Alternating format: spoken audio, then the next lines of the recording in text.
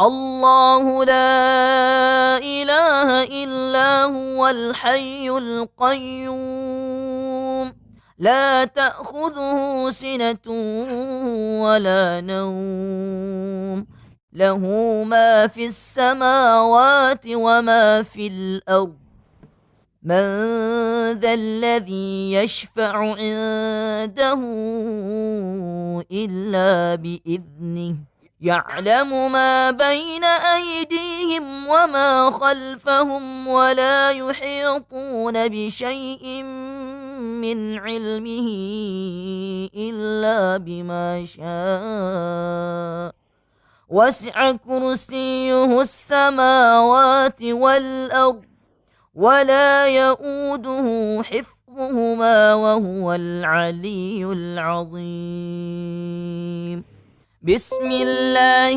الرحمن الرحيم قل هو الله أحد الله الصمد لم يلد ولم يولد ولم يكن له كفوا أحد بسم الله الرحمن الرحيم قل أعوذ برب الفلق من شر ما خلق ومن شر غاسق إذا وقب ومن شر النفاثات في العقد ومن شر حاسد إذا حسد بسم الله الرحمن الرحيم قل أعوذ برب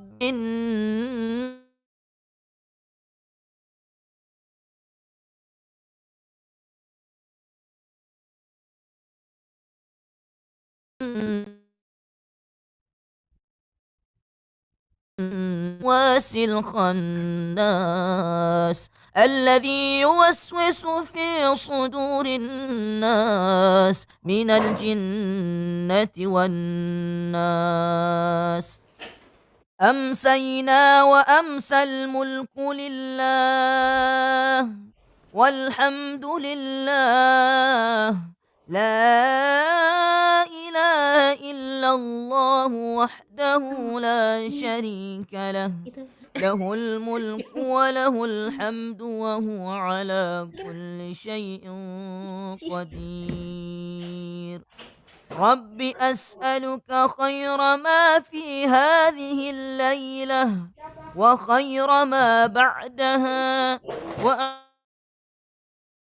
ما في هذه الليلة وشر ما بعدها رب أعوذ بك من الكسل وسوء الكبر رب أعوذ بك من عذاب في النار وعذاب في القبر اللهم بك أمسينا وبك أصبحنا وبك نحيا وبك نموت وإليك المصير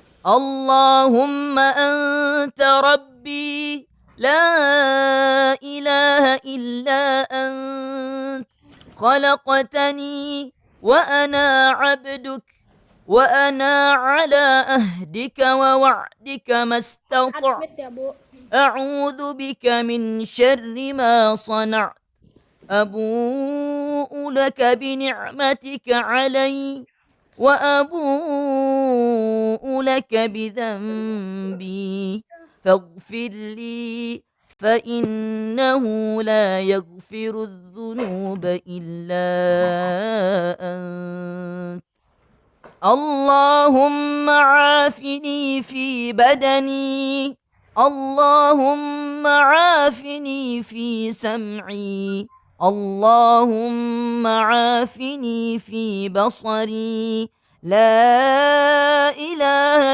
إلا أنت اللهم إني أعوذ بك من الكفر والفقر وأعوذ بك من عذاب القبر لا إله إلا أنت اللهم إني أسألك العفو والعافية في الدنيا والآخرة. اللهم إني أسألك العفو والعافية في ديني ودنياي وأهلي ومالي. اللهم استر عوراتي وآمن روعاتي. اللهم احفظني من بين يدي ومن خلفي وعن يميني وعن شمالي ومن فوقي، وأعوذ بعظمتك أن أغتال من تحتي. اللهم عالم الغيب والشهادة، فاتر السماوات والأرض، رب كل شيء ومليكه، Tahu ini apa? أشهد أن لا إله إلا أنت، أعوذ بك من شر نفسي ومن شر الشيطان وشركه، وأن أقترف على نفسي سوءا أو أجره إلى مسلم. بسم الله الذي لا يضر مع اسمه شيء في الأرض ولا في السماء وهو السميع العليم. رضيت بالله ربا وبالإسلام دينا وبمحمد صلى الله عليه. بسم الله.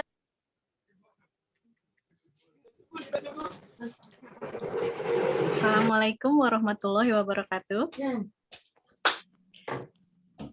Alhamdulillahirrabbilalamin. Puji dan syukur kita panjatkan kepada Allah Subhanahu wa Ta'ala yang telah mengumpulkan kita semua pada sore hari ini di hari Rabu, masih dalam kajian Nabawiyah series bersama keluarga A2. Karena sudah pukul 16, kita buka aja langsung kajian ketiga kali ini dengan ucapan Bismillahirrahmanirrahim. Semoga acaranya nanti berjalan lancar. Sebelum lanjut ke pengisi acara, ke Ustadz Akmal, baiknya kita mulai bahas kuis yang kemarin kali ya. Nanti mungkin dibantu Teteh moderator, kita cek dulu yuk kuis yang minggu lalu. Yang ya ini udah muncul ya. Oke. Yang pertama, soal yang pertama kita bahas satu-satu. Dari rumah Abu Bakar radhiyallahu anhu, Rasulullah shallallahu alaihi wasallam langsung meninggalkan kota Mekah dan langsung menuju ke arah, ya, jawabannya bisa di kolom chat kali, masih pada ingat nggak? Masih pada ingat? Sepertinya tidak ada lah. Yaman, Yastrib, apa Taif? Buka open mic juga boleh deh. Kita agak-agak ini interaktif biar saya ada temennya. Yang betul jawabannya, ya betul nih Mbak Nadia di kolom chat, Yaman. Jadi nomor 1 jawabannya Yaman ya. Oke, Mbak Nadia betul. Lanjut ke soal nomor 2. Lagi nih. Wes di teleponnya Dimo. Kaum musyrikin sepakat mengirimkan orang-orang pilihan dari masing-masing kabilah untuk bersama-sama membunuh Rasulullah Shallallahu Alaihi Wasallam. Karena, ya di kolom chat soal nomor 2 ada yang masih ingat mungkin jawabannya?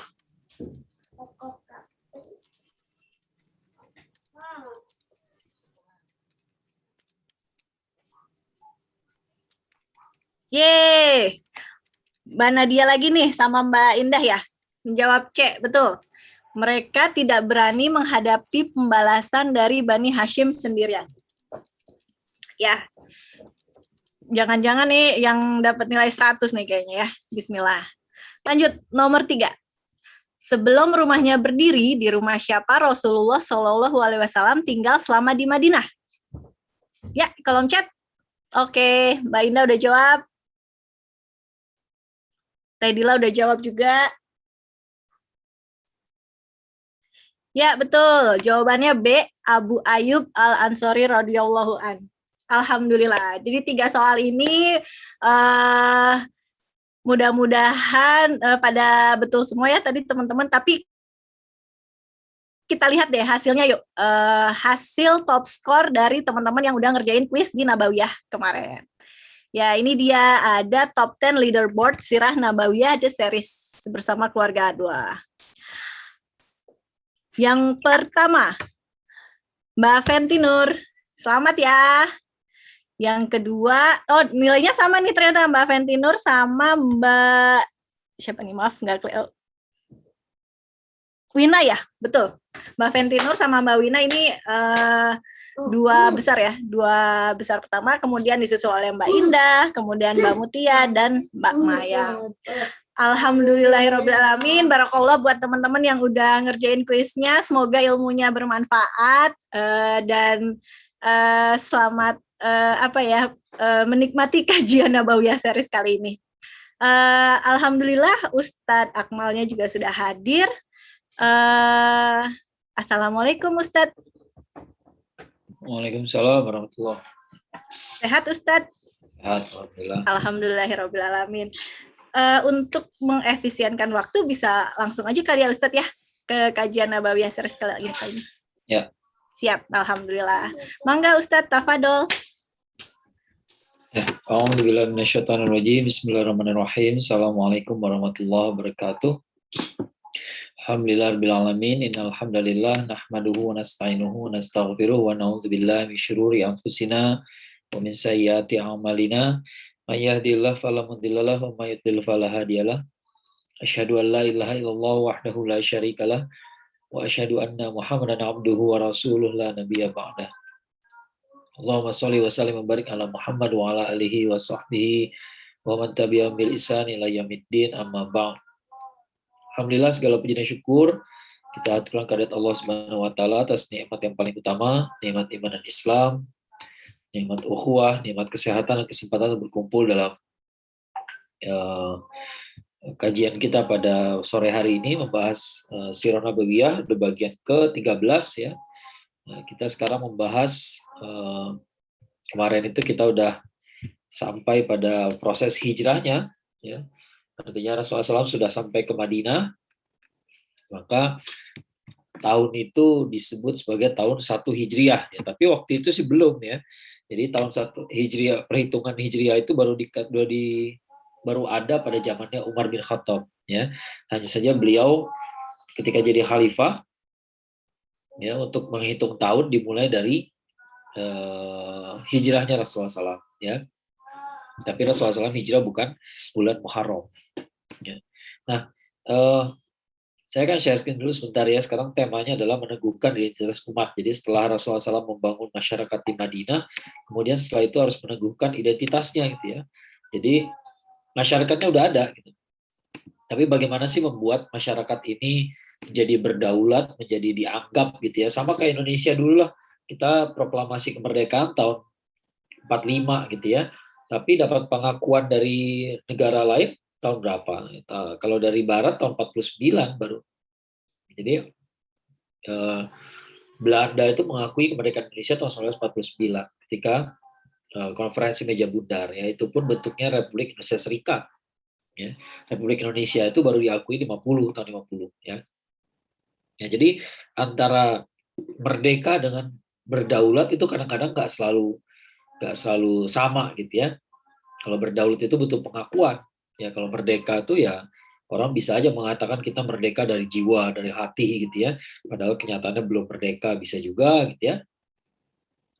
Nah, sekarang kita bicara bagaimana meneguhkan atau membangun identitas umat muslim di Madinah pada saat itu ya. Kotanya udah bukan Yathrib lagi namanya, udah berubah jadi Madinatul Rasul.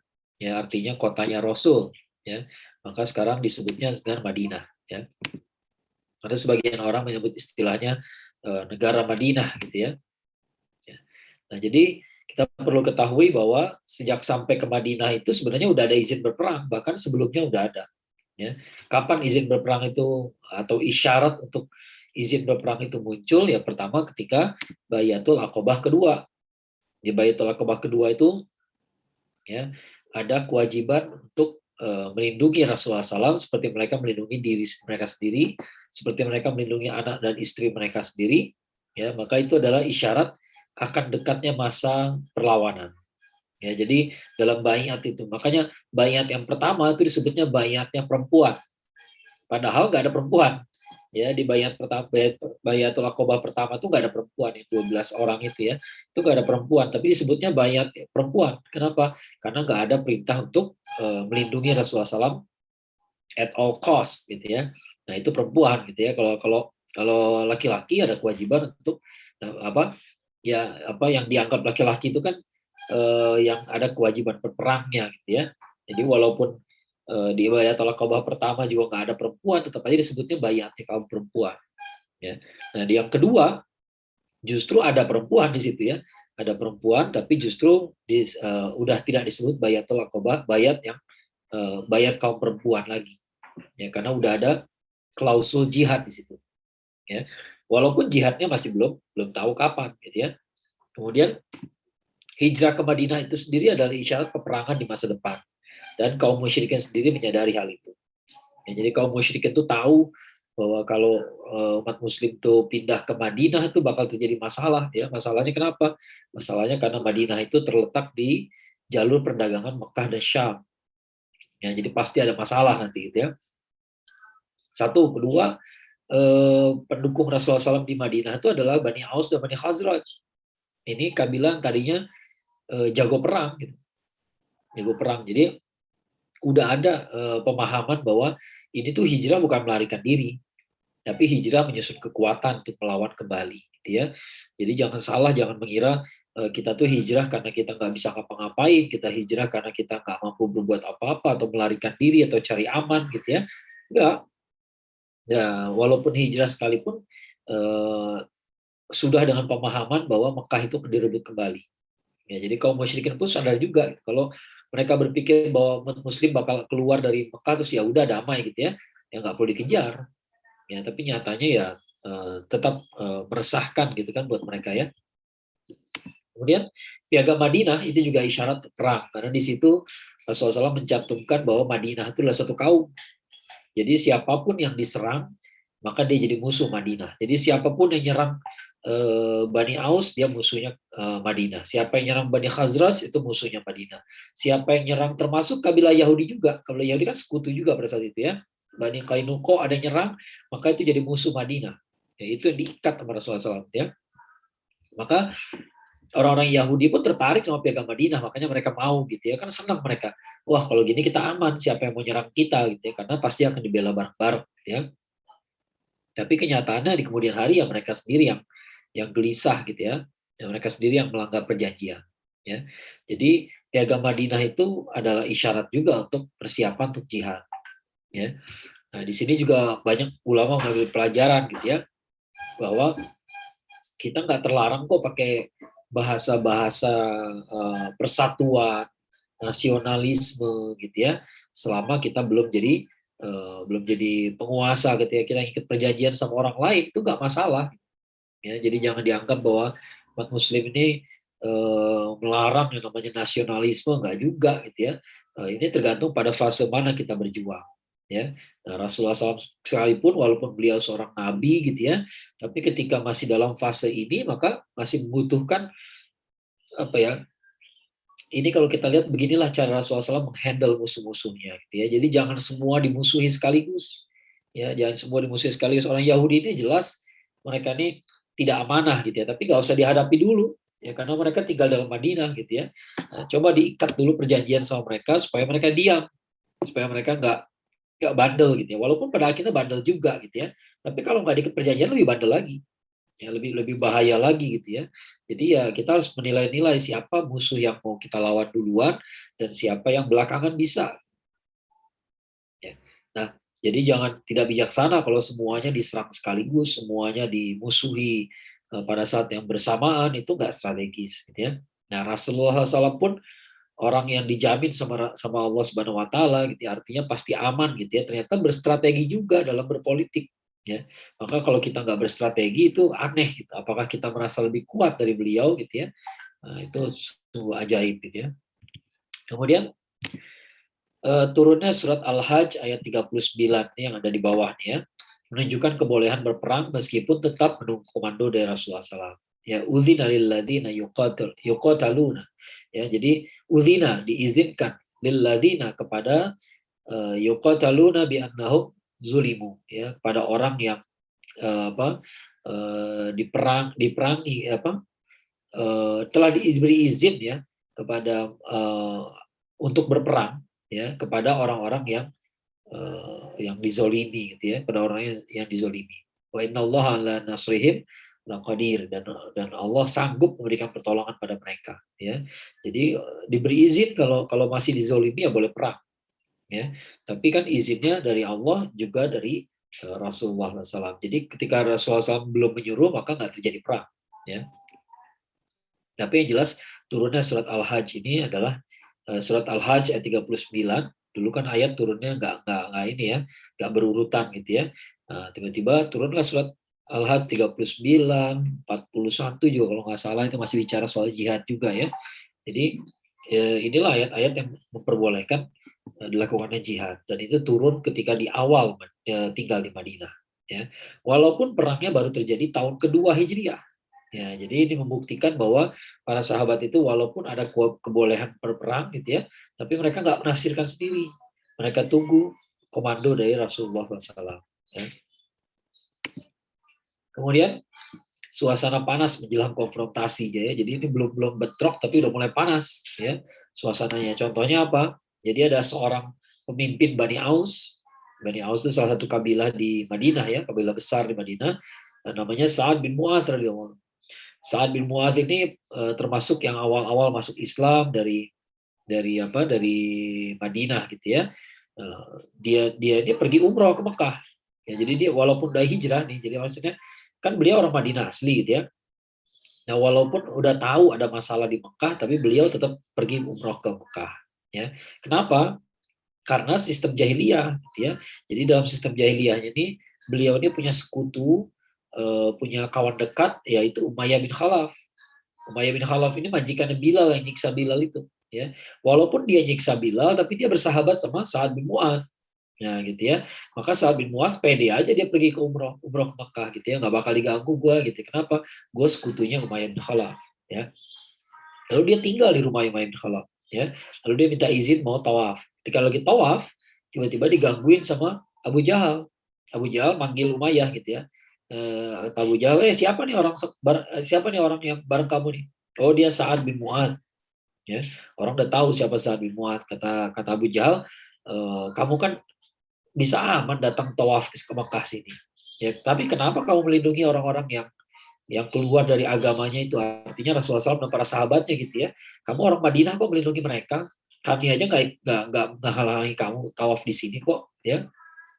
Kalau kamu bukan tamunya Abu Sofwan itu Umayyah bin Khalaf, ya. Umayyah itu punya anak namanya Sofwan bin Umayyah, ya. Kalau kamu bukan lagi sedang bersama Abu Sofwan habis kamu, gak bakal selamat kamu, gitu ya. Sa'ad bin Mu'adz marah, dia omongin kayak begitu Abu Jahal, dibalas kata-katanya Abu Jahal. Lihat nih, inilah orang Madinah, gitu. Ya, jadi orang Madinah itu udah bertahun-tahun dalam perang, udah pernah saya jelaskan. Bani Aus, Bani Khazraj itu perang bertahun-tahun. Mereka baru damai setelah ada Islam. Ya, gara-gara Islam mereka berdamai, gitu ya. Jadi mereka nggak bisa takut-takutin sama Abu Jahal. Ya, begitu Abu Jahal ngomong kayak gitu, dibalas sama Sa'ad bin Mu'adz, gitu ya. Demi Allah, kalau kamu menghalangi saya sekarang, gitu ya, nanti saya halangi kamu ketika datang ke Madinah. Ya, gitu ya. Kenapa datang ke Madinah? Siapa yang datang? Emangnya pasti Abu Jahal ke Madinah? Pasti. Ya, artinya bukan masuk ke tengah kotanya, tapi melewati Madinah, gitu ya. Walaupun bisa jadi juga mampir ke kotanya. Kenapa? Karena itu jalur perdagangan ke Syam. Dan orang Mekah itu pastinya jualan ke Syam, berdagang ke Syam. Ya, jadi artinya dari kata-kata ini saja udah artinya sudah salah membaca, gitu. udah saling membaca. Oh, mereka di Madinah bakal menghalang-halangi kafilah dagang kita. Ya, orang Madinahnya udah tahu, orang Makkahnya juga udah tahu. Ya, jadi udah terbuka semuanya itu. Ya.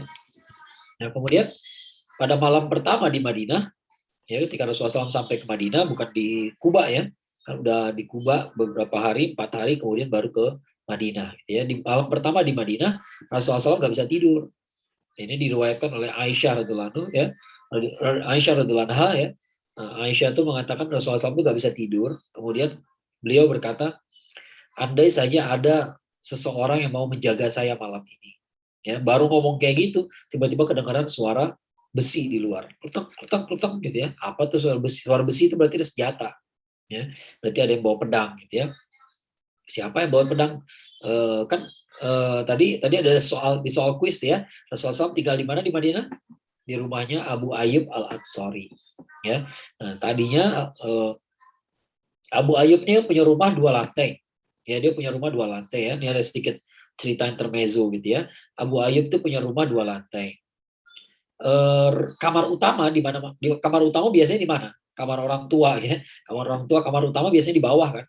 Ya, di bawah paling depan gitu ya. Biasanya begitu di Arab juga kayak begitu gitu ya.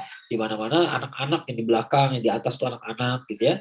Nah, karena kamar utama di bawah, maka Abu Ayyub Al-Ansari itu refleksnya begitu Rasulullah SAW datang menginap, ya beliau ditempatkan di ruang utama, di kamar utama.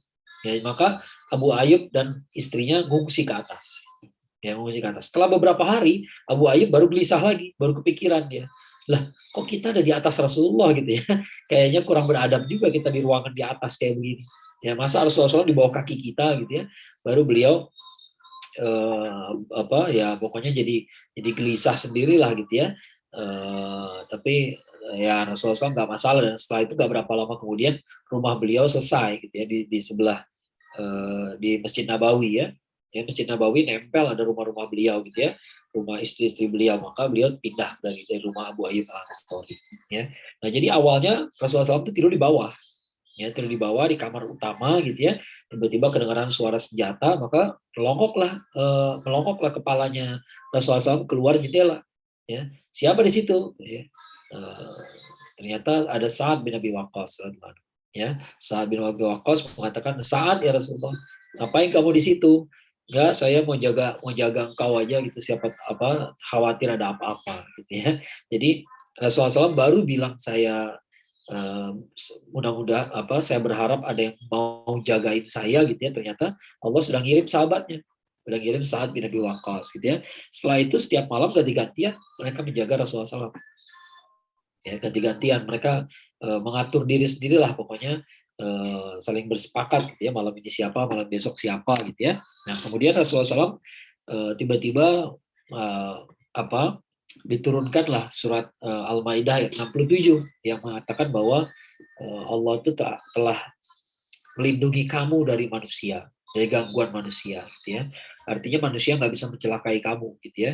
Maka Rasulullah SAW langsung mengeluarkan kepalanya dari luar jendela lalu mengatakan, bubarlah kalian gitu ya, bubar aja nggak apa-apa, Allah udah lindungi saya, kalian boleh istirahat ya. Jadi ini sedikit gambaran bagaimana Al-Quran itu sangat mempengaruhi Rasulullah SAW ya. Jadi begitu ayatnya turun langsung Rasulullah SAW bertindak ya. Padahal kalau kita yang mengalami barangkali kita nggak bertindak seperti itu gitu kan. Kita baca, kalau kita jadi Rasulullah SAW gitu ya, dapat ayat yang mengatakan kamu akan dilindungi dari manusia, kita nggak lantas nyuruh pulang pengawalnya gitu ya. Tapi Rasulullah SAW seperti itu ya. Jadi begitu ada jaminan maka langsung pengawal boleh pulang ya, nggak perlu penjagaan lagi ya. Nah, di bulan Sya'ban tahun kedua Hijriah ada 2 kejadian penting. Di bulan Sya'ban tahun kedua Hijriah, Sya'ban itu bulan sebelum Ramadan ya. Di bulan Sya'ban ada kejadian penting. Yang pertama, jadi ini cerita sedikit ya, kalau nggak salah sih udah pernah saya ceritain juga gitu ya, sebagian maksudnya ya. Nah, jadi ketika Rasulullah SAW tiba di Madinah, yang beliau jumpa itu kan ketika pertama kali ketemu sama 6 orang dari Bani Khazraj, orang Bani Khazraj yang masuk Islam pertama kali itu, ya, mereka udah bilang, oh ini dia Nabi yang diomongin sama orang Yahudi. Ya, maka Rasulullah SAW dapat kesan di situ bahwa orang Yahudi udah tahu siapa saya. Ya, orang Yahudi di Madinah itu udah ngerti. Gitu. Kalau ketemu saya dia pasti beriman. Ya, atau harusnya mereka lebih mudah beriman karena udah tahu siapa saya. Ya. Dan orang-orang Bani Khazraj itu mengatakan bahwa ciri-ciri yang disebutkan orang Yahudi tadi benar semua.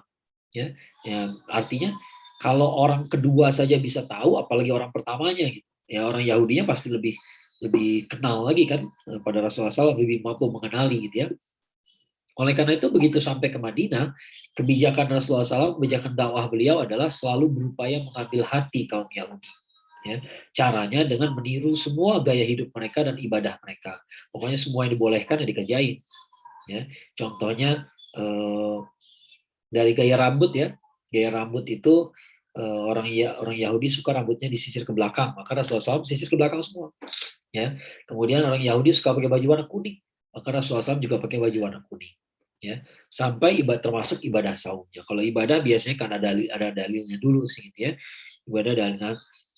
Kita meniru saumnya kaum Yahudi. Gimana sih ibadahnya kaum Yahudi? Jadi saumnya Yahudi ya. Saumnya Yahudi itu yang wajib adalah, Yahudi ini artinya bukan Yahudi agama kayak sekarang gitu ya, tapi Yahudi zaman dulu yang masih mengikuti para nabi terdahulu, walaupun banyak penyimpangan juga gitu ya. Nah, saumnya Bani Israel dulu kayak apa sih? Jadi saum yang wajib itu adalah Ayyamul Bid, ya 3 hari pada pertengahan bulan, tanggal 13, 14, 15 di tahun di perhitungan Hijriah ya. Perhitungan Komariah ya lebih tepatnya. Jadi tanggal 13, 14, 15 di setiap bulan. Ya, itu yang wajib buat mereka. Jadi mereka nggak punya saum wajib sebulan penuh. Adanya cuma 3 hari per bulan. Plus ditambah hari Asyura. Ya, plus ditambah hari Asyura. Ya. Nah, cara pelaksanaannya juga beda. Bedanya apa? Mereka mulai saum sejak tidur malam. Ya. Jadi mereka boleh makan sampai boleh makan sampai menjelang pagi gitu ya. Tapi yang pasti kalau udah tidur, kalau malam hari udah tidur, maka begitu bangun pagi mereka udah nggak boleh makan lagi sampai maghrib. Jadi nggak ada sahur. Ya, nah itu makanya dalam Islam penting sekali kita melaksanakan sahur. Ya, di samping supaya stamina bagus dan segala macam itu ya, juga membedakan kita dari orang Yahudi. Ya, orang Yahudi itu sahurnya sejak tidur. Ya, nah jadi kadang-kadang nih ada orang yang apes nih, ada orang yang apes gitu ya, ketika lagi sahur habis berbuka atau bahkan orang zaman dulu kerjanya bertani gitu ya, capek pakai fisik gitu ya. Kadang-kadang dia pulang rumah sebelum maghrib, tepat sebelum maghrib dia tertidur.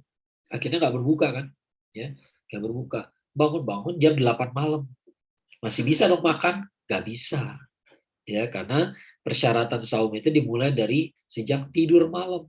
Jadi dia udah tidur jam 8 malam ya udah, ya bangun jam 8 malam dia harus nggak pakai berbuka lagi, nggak pakai sahur lagi. Ya, pokoknya terus sampai maghrib besoknya lagi gitu ya. Nah, itu jadi agak berat saum pada saat itu gitu ya. Ya, pelaksanaan seperti itu. Inilah sebenarnya menurut para ulama gitu ya, tafsir dari surat Al-Baqarah ayat 183. Jadi ayat yang paling sering kita baca ketika bulan Ramadan sebenarnya bukan soal Ramadan. Ya ayyuhalladzina amanu kutiba alaikumusiyam kama kutiba alal ladzina min qablikum la'allakum tattaqun. Ya, wahai orang beriman, telah diwajibkan buat kamu melaksanakan saum, ya, sebagaimana telah diwajibkan kepada umat-umat sebelum kamu. Ya, jadi artinya kita ngikuti umat sebelum kita, ya. Nah, ada lagi isyarat berikutnya di ayat 184. Jadi Al-Baqarah 184 itu membicarakan saum ayyamul bid yang tadinya diwajibkan, yaitu makanya ayat pertama ayat 183-nya kan kutiba alaikumusiyam, diwajibkan buat kamu saum gitu ya. Maka ayat 184 mengatakan ayyam ma'dudat. Ya, jadi hanya beberapa hari aja. Ya, jadi diwajibkan itu beberapa hari. Ya, cuma beberapa hari tiap bulan ya. Nah, kapan diwajibkan saum Ramadan? Ketika turun ayat 185. Ya. Nah, sebelum itu pada tahun kedua Hijriah terlihat jelas bahwa kaum Yahudi sangat mengenal Rasulullah SAW, tapi enggan beriman. Kebanyakan mereka nggak mau masuk Islam. Ya. Karena itu kebijakan Rasulullah SAW kepada mereka berubah. Rasulullah SAW memerintahkan untuk menyelisihi mereka. Ya. Orang Yahudi rambutnya sisir ke belakang, maka Rasulullah SAW sisir ke tengah, belah tengah. Ya. Orang Yahudi suka pakai baju warna kuning, maka Rasulullah SAW suka pakai baju warna putih, ya, diselisih, jadi beda-bedain, gitu ya, nggak mau sama dengan orang Yahudi, gitu ya, karena orang Yahudi kayak gitu, ya, mereka tahu persis siapa Rasulullah SAW, mereka tahu persis beliau benar, tapi nggak mau beriman, ya. Nah, kemudian turun ayat 185 dari surat Al-Baqarah yang merintahkan diwajibkannya sahur Ramadan, ya, syahrul Ramadan, gitu ya. Begitu ada kalimat syahrul Ramadan berarti diwajibkannya saum di bulan Ramadan. Sedangkan yang lainnya jadi sunnah, ya. Dan Asyura itu kemudian diperintahkan untuk diselisihi. Jadi sehari sebelumnya juga, jangan cuma Asyura doang, gitu ya. Supaya beda, gitu. Ya, supaya beda. Sehingga kita ini nggak pernah sama dengan Yahudi, ya. Maka efeknya apa coba? Efeknya ini yang sering jarang dibahas, gitu ya. Efeknya adalah orang Yahudi nggak suka sama Rasulullah SAW jadinya. Ya, yang awalnya mereka tahu ini orang baik, orang benar, tapi saya nggak mau beriman, ya. Tapi begitu Rasulullah SAW mulai beda-bedakan dirinya dengan orang Yahudi mulai nggak suka, mulai sebel, gitu ya. Ya, tadinya mereka niru kita, tadinya dia niru kita, sekarang dia udah nggak mau lagi kayak kita. Ya, ini penghinaan, gitu ya. Nah, ada kejadian kedua lagi di bulan Sya'ban tahun kedua Hijriah. Ya, kejadiannya apa? Jadi dulu tuh walaupun tawaf di Masjidil Haram, tawafnya sekeliling Ka'bah, tapi sholat itu menghadap Masjidil Aqsa. Ya. Nah, ketika Rasulullah SAW sholat di depan Ka'bah, beliau mengambil posisi di bagian selatan Ka'bah. Ya. Jadi di Ka'bah, Rasulullah SAW sholat di sebagian sebelah selatan. Kenapa? Supaya bisa menghadap Ka'bah dan Masjidil Aqsa. Masuk ke sebelah utara. Ya. Itu strategi beliau, gitu ya. Nah, masalahnya ketika pindah ke Madinah, strategi itu nggak bisa dipakai lagi karena Madinah sebelah utaranya Mekah, ya. Jadi kalau mau menghadap Masjidil Aqsa, menghadap utara, menghadap Masjidil Haram harus menghadap ke selatan, ya. Nah, tapi karena perintahnya belum ada, perintah pindah kiblat belum ada, maka Rasulullah SAW selalu menghadap Masjidil Aqsa, tetap menghadap ke utara, ya. Nah, di sisi lain, ya, di satu sisi sebenarnya berkiblat ke Masjidil Aqsa ini mendekatkan Rasulullah SAW dengan orang Yahudi. Tapi kan seperti yang saya bilang tadi, di tahun kedua Hijriah kebijakannya berubah. Tidak lagi mendekati orang Yahudi. Tidak lagi berusaha merebut hati orang Yahudi. Ya, malah menyelisihi orang Yahudi sekarang. Ya. Nah, di sisi lain, Isra Mi'raj itu juga isyarat dari perpindahan kiblat. Ya, kenapa? Karena awalnya dari Masjidil Haram ke Masjidil Aqsa, langit, turun lagi Masjidil Aqsa, balik lagi Masjidil Haram. Ya, jadi diawali dan diakhiri dengan Masjidil Haram. Tandanya apa? Ada isyarat bahwa ada yang mengatakan bahwa itu isyarat bahwa pusat dakwah akan berpindah ke Masjidil Haram, ya. Dan hati Rasulullah SAW cenderung ke situ, ya. Dan itu disebutkan juga dalam perintah ketika perpindahan kiblat tadi, ya, perintah untuk berpindah kiblat, yaitu ayat Al-Baqarah ayat 144, ya. Istri nyatakan bahwa Allah tahu kamu sering melihat ke atas langit, ya, hatimu bertanya-tanya, gitu ya, kapan pindah kiblat, maka pindahkanlah sekarang. Ya. Ketika ayatnya turun, lagi sholat zuhur di masjid, sebuah masjid namanya dulu Masjid Bani Salamah. Jadi ada kabilah namanya Bani Salamah punya masjid sendiri, ya, karena kalau ke Masjid Nabawi agak jauh, gitu ya, maka sholatnya di situ, ya. Ya, sekarang namanya Masjid Qiblatain, ya. Nah, jadi ketika lagi menghadap ke utara berarti, ya, ke arah Masjidil Aqsa, ya, tiba-tiba turun ayat 144 di surat Al-Baqarah ini, ya, maka kiblatnya pindah ke arah selatan, ya. Rasulullah SAW lagi sholat, pindah beliau, ya, bergerak, ya. Maka kita lihat di sini, ya, apa ya, kebayang nggak sih kalau itu terjadi pada kita, ya, pada kita dengan kondisi umat kayak sekarang, gitu ya. Bisa jadi orang pada protes, gitu ya, loh, kok Rasulullah malah pindah, padahal kita nggak sholat, ini lagi udah selesai rakaat kedua, ya, 2 rakaat udah selesai, tiba-tiba Rasulullah SAW bergerak, ya. Ya, kalau kita barangkali nih ada di antara kita yang bakal bilang, loh kok pindah Rasul, gitu ya, lagi sholat tiba-tiba ngomong gitu, ya, loh kok pindah, iya kenapa pindah, ya, ya lu jangan ngomong, gitu ya, batal lo kalau ngomong, lalu juga, gitu ya, akhirnya batal barengan, gitu ya. Tapi para sahabat nggak begitu, gitu. Rasulullah SAW pindah, semua menyesuaikan diri, maka saf laki-laki jadi perempuan, saf perempuan jadi laki-laki, ya. Pindah, mereka muter, ngikutin Rasulullah SAW, ya. Begitu Rasulullah SAW menghadap ke selatan, yang lain udah pindah posisinya dengan teratur tanpa disuruh-suruh, ya, mereka punya inisiatif. Jadi saya sih melihat ini kejadian ini dari sisi intelektual, ya, para sahabat itu inisiatifnya hebat, ya. Di samping juga kepatuhan ya pasti ya karena mereka patuh sama Rasulullah SAW lah, makanya mereka bisa berinisiatif kayak begitu. Coba kalau nggak patuh, ya bakal bertanya-tanya di tengah-tengah sholat gitu ya, apa tiba-tiba imamnya pindah gitu ya, bakal teriak, gila kali lu ya, ya gitu ya. Tapi kan para sahabat nggak begitu, ya. Jadi mereka patuh sama Rasulullah SAW, maka segera menyesuaikan diri. Rasulullah SAW pindah, mereka juga pindah. Lagi tengah-tengah sholat loh ini. Jadi 2 rakaat terakhir itu dilakukan menghadap ke Masjidil Haram, ya. Nah itulah kejadian berpindah kiblat. Maka sekarang namanya Masjid Kiblatain, ada 2 kiblat, ya ada 2 kiblat ya. Ya maksudnya bukan 2 kiblat artinya gitu ya. Tapi tetap aja kiblat ini dipakai Masjidil Haram, gitu. Tapi artinya ada 2 mihrab di situ ya, memperlihatkan bahwa dulu Rasulullah SAW di sini, kemudian pindah ke sini. Itu sebuah peristiwa historis yang luar biasa sekali gitu ya. Nah, itulah perpindahan kiblat. Nah, ketika perpindahan kiblat ini, orang Yahudi tambah kesel lagi. Ya, kata orang Yahudi dulunya sama-sama kita ngadep Masjidil Aqsa. Ya, dulunya sama-sama. Karena orang Yahudi kan banyak kan di Syam. Ya, jadi mereka senang kalau kiblatnya ke sana gitu. Ya, nah, tadinya mereka senang ketika orang Islam tuh sholatnya ngadep Masjidil Aqsa. Tiba-tiba pindah Masjidil Haram. Sementara orang Yahudi gak punya keterikatan hati sama Masjidil Haram. Ya ini yang pernah saya sebutkan ya, bahkan dulu tuh nggak ada larangan orang Yahudi datang ke Mekah. Tapi kenapa mereka nggak pernah menziarahi Ka'bah? Padahal Ka'bah itu yang bikin adalah Nabi Ibrahim alaihissalam dengan Nabi Ismail alaihissalam. Ya, masalahnya orang Yahudi itu asobia. Mereka merasa lebih hebat karena keturunannya Nabi Ishak alaihissalam. Makanya mereka nggak peduli sama warisan Nabi Ismail alaihissalam. Ya, makanya mereka nggak pernah peduli sama sama Masjidil Haram itu. Mereka pedulinya Masjidil Aqsa, ya. Nah, tiba-tiba Rasulullah SAW memindahkan kiblat ke Masjidil Aqsa, ke Masjidil Haram gitu ya. Lalu mereka bilang, lihat nih nabi kalian kayak begini nih ya. Kalau dulu dia benar, berarti sekarang dia salah, ya. Kalau sekarang dia benar, berarti dulu dia salah, ya. Jadi artinya mereka nggak ngerti bahwa kiblat itu kemana arah kiblat kita itu arbitrary bagi Allah gitu ya. Artinya bagi Allah ya sesuai kehendak Allah aja gitu.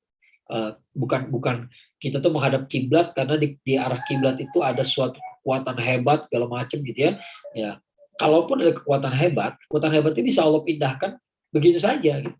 Ya. Jadi kalau Allah perintahkan untuk pindah ya pindah.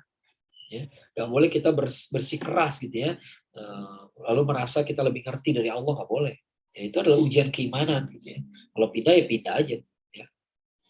Orang Yahudi makin sering menjelekkan Rasulullah SAW. Itulah yang mereka perbuat gitu ya. Ya. Maka artinya orang Yahudi itu makin kelihatan wajah aslinya. Ya.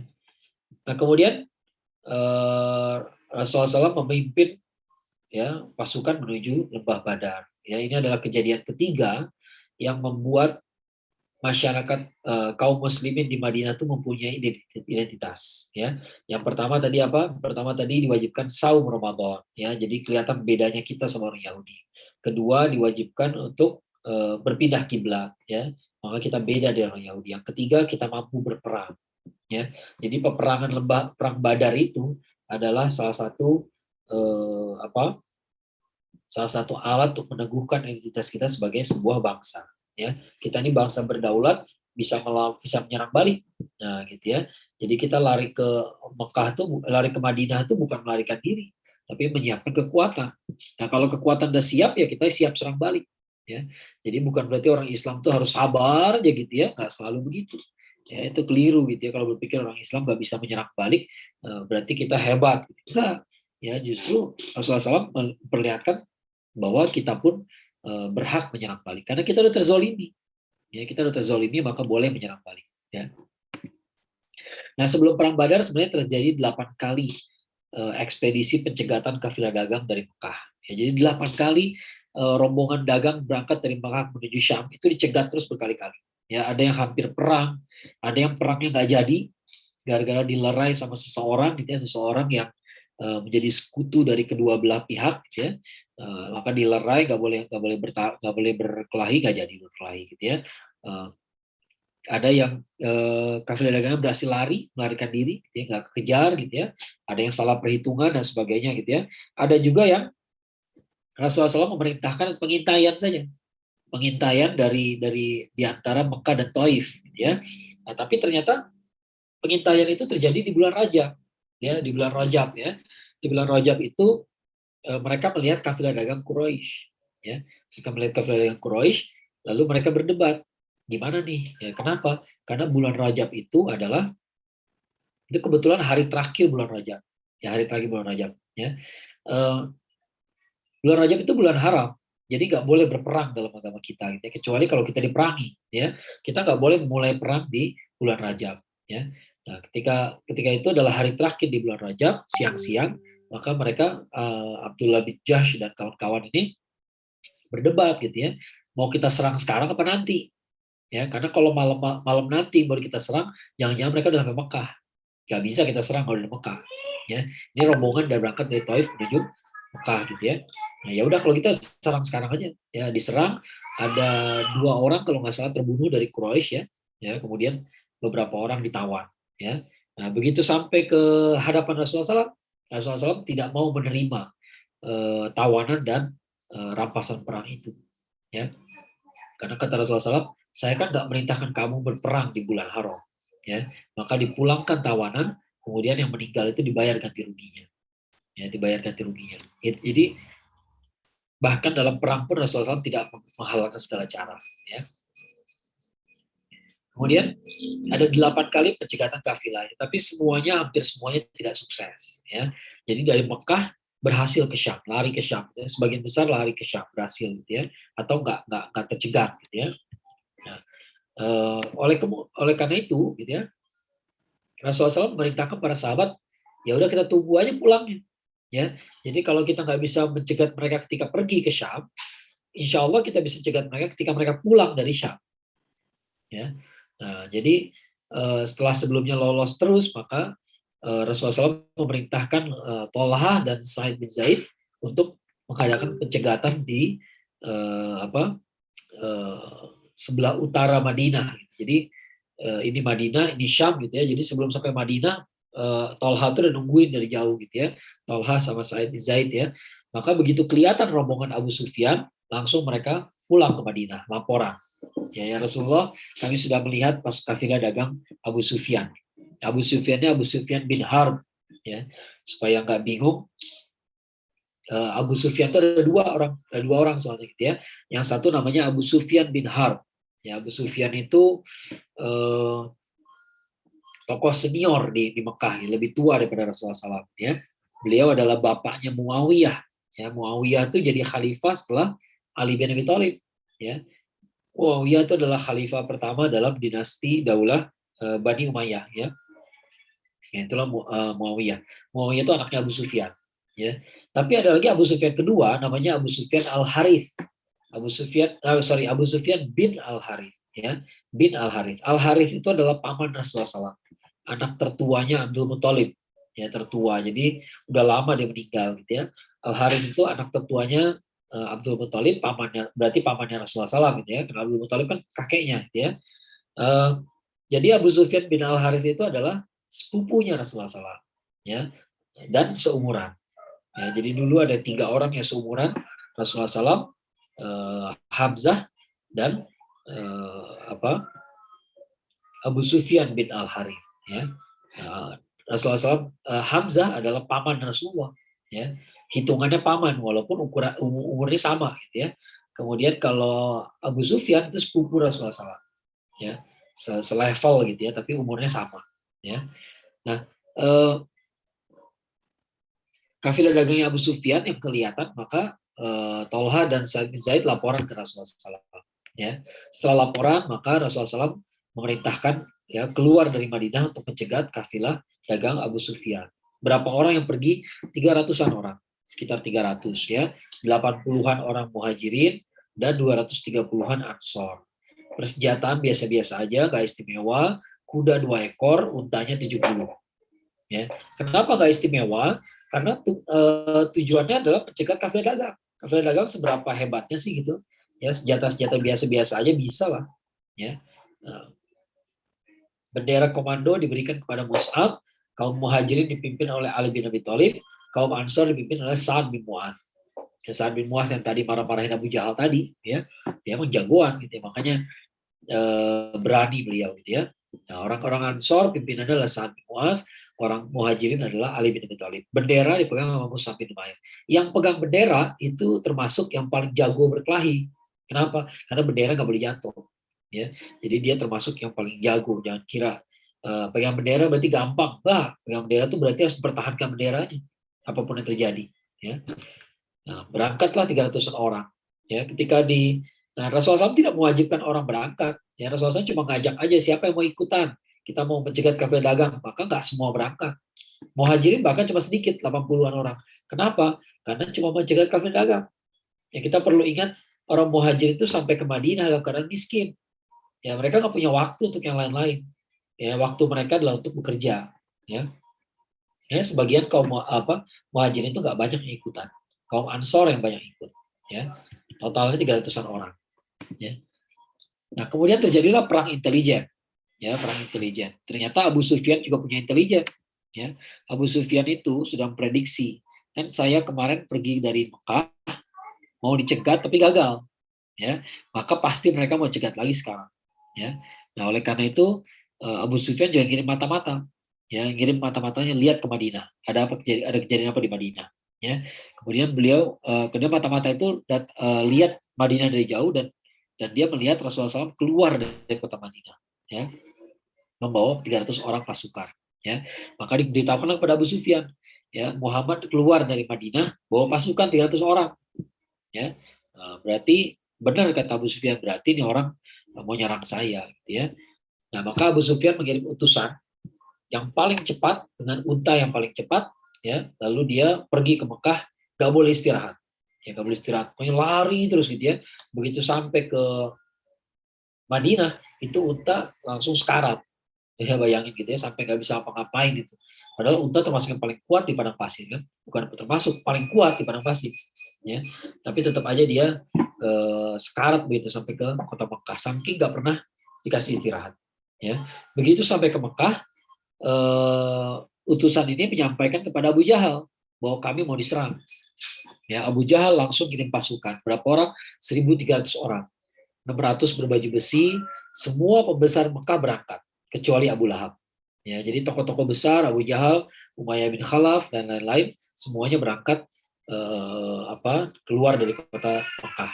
Ya, bawa 100 ekor kuda, bawa banyak sekali unta. Kenapa unta dibawa banyak? Karena unta itu bisa dimakan juga. Jadi unta itu bukan cuma ditunggangin, tapi juga bisa jadi ramsung prajurit, gitu ya. Mereka langsung bergerak dari kota Mekah dengan cepat. Ya. Nah, begitu sampai ke tempatnya Abu Sufyan, bukan di Madinah, benar ya, di luar kota Madinah, jauh gitu ya. Nah, ketika mendekati lembah Badar, Abu Sufyan itu mendahului rombongan, ya, dan mengetahui bahwa kaum muslimin sudah berada di daerah itu. Ya, jadi Abu Sufyan itu tahu bahwa kaum muslimin sudah di dekat lembah Badar itu luas gitu ya. Jadi bayangkan tempat yang sangat luas, Abu Sufyan sampai di sini, sementara kaum muslimin ada di balik bukit jauh belakang situ. Ya, jadi ya disebut daerah udah nyampe Badar ya Badar juga, tapi masih di pinggiran, masih nggak saling lihat gitu saking jauhnya gitu ya. Maka begitu Abu Sufyan itu tahu bahwa Rasulullah SAW sudah di dekat Badar, maka langsung dibelokin perjalanan ke arah pantai, ya, ke arah pantai. Maka disusulilah pantai sampai ke kota Mekah. Ya, ceritanya begitu ya. Kemudian Abu Sufyan tuh kirim kabar juga ke pasukan dari Mekah, pasukan Abu Jahal tadi gitu ya. Dikasih kabar bahwa kami mau menyusuri pantai, kami sudah selamat, gak usah perang lagi. Gak usah perang lah, udah cukup lah gitu ya, udah beres gitu ya. Jadi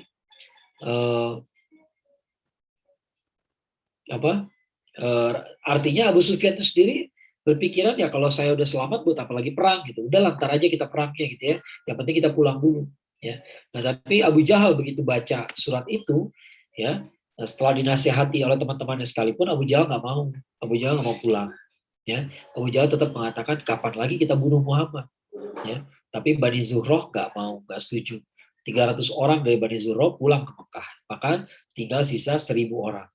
ya, sisanya terus ke Badar, ya. Nah, sementara kaum muslimin juga punya intelijen, ya. Jadi Rasulullah SAW mengumpulkan pasukan di luar lembah Badar, gitu ya, di sekitar lembah Badar, gitu ya.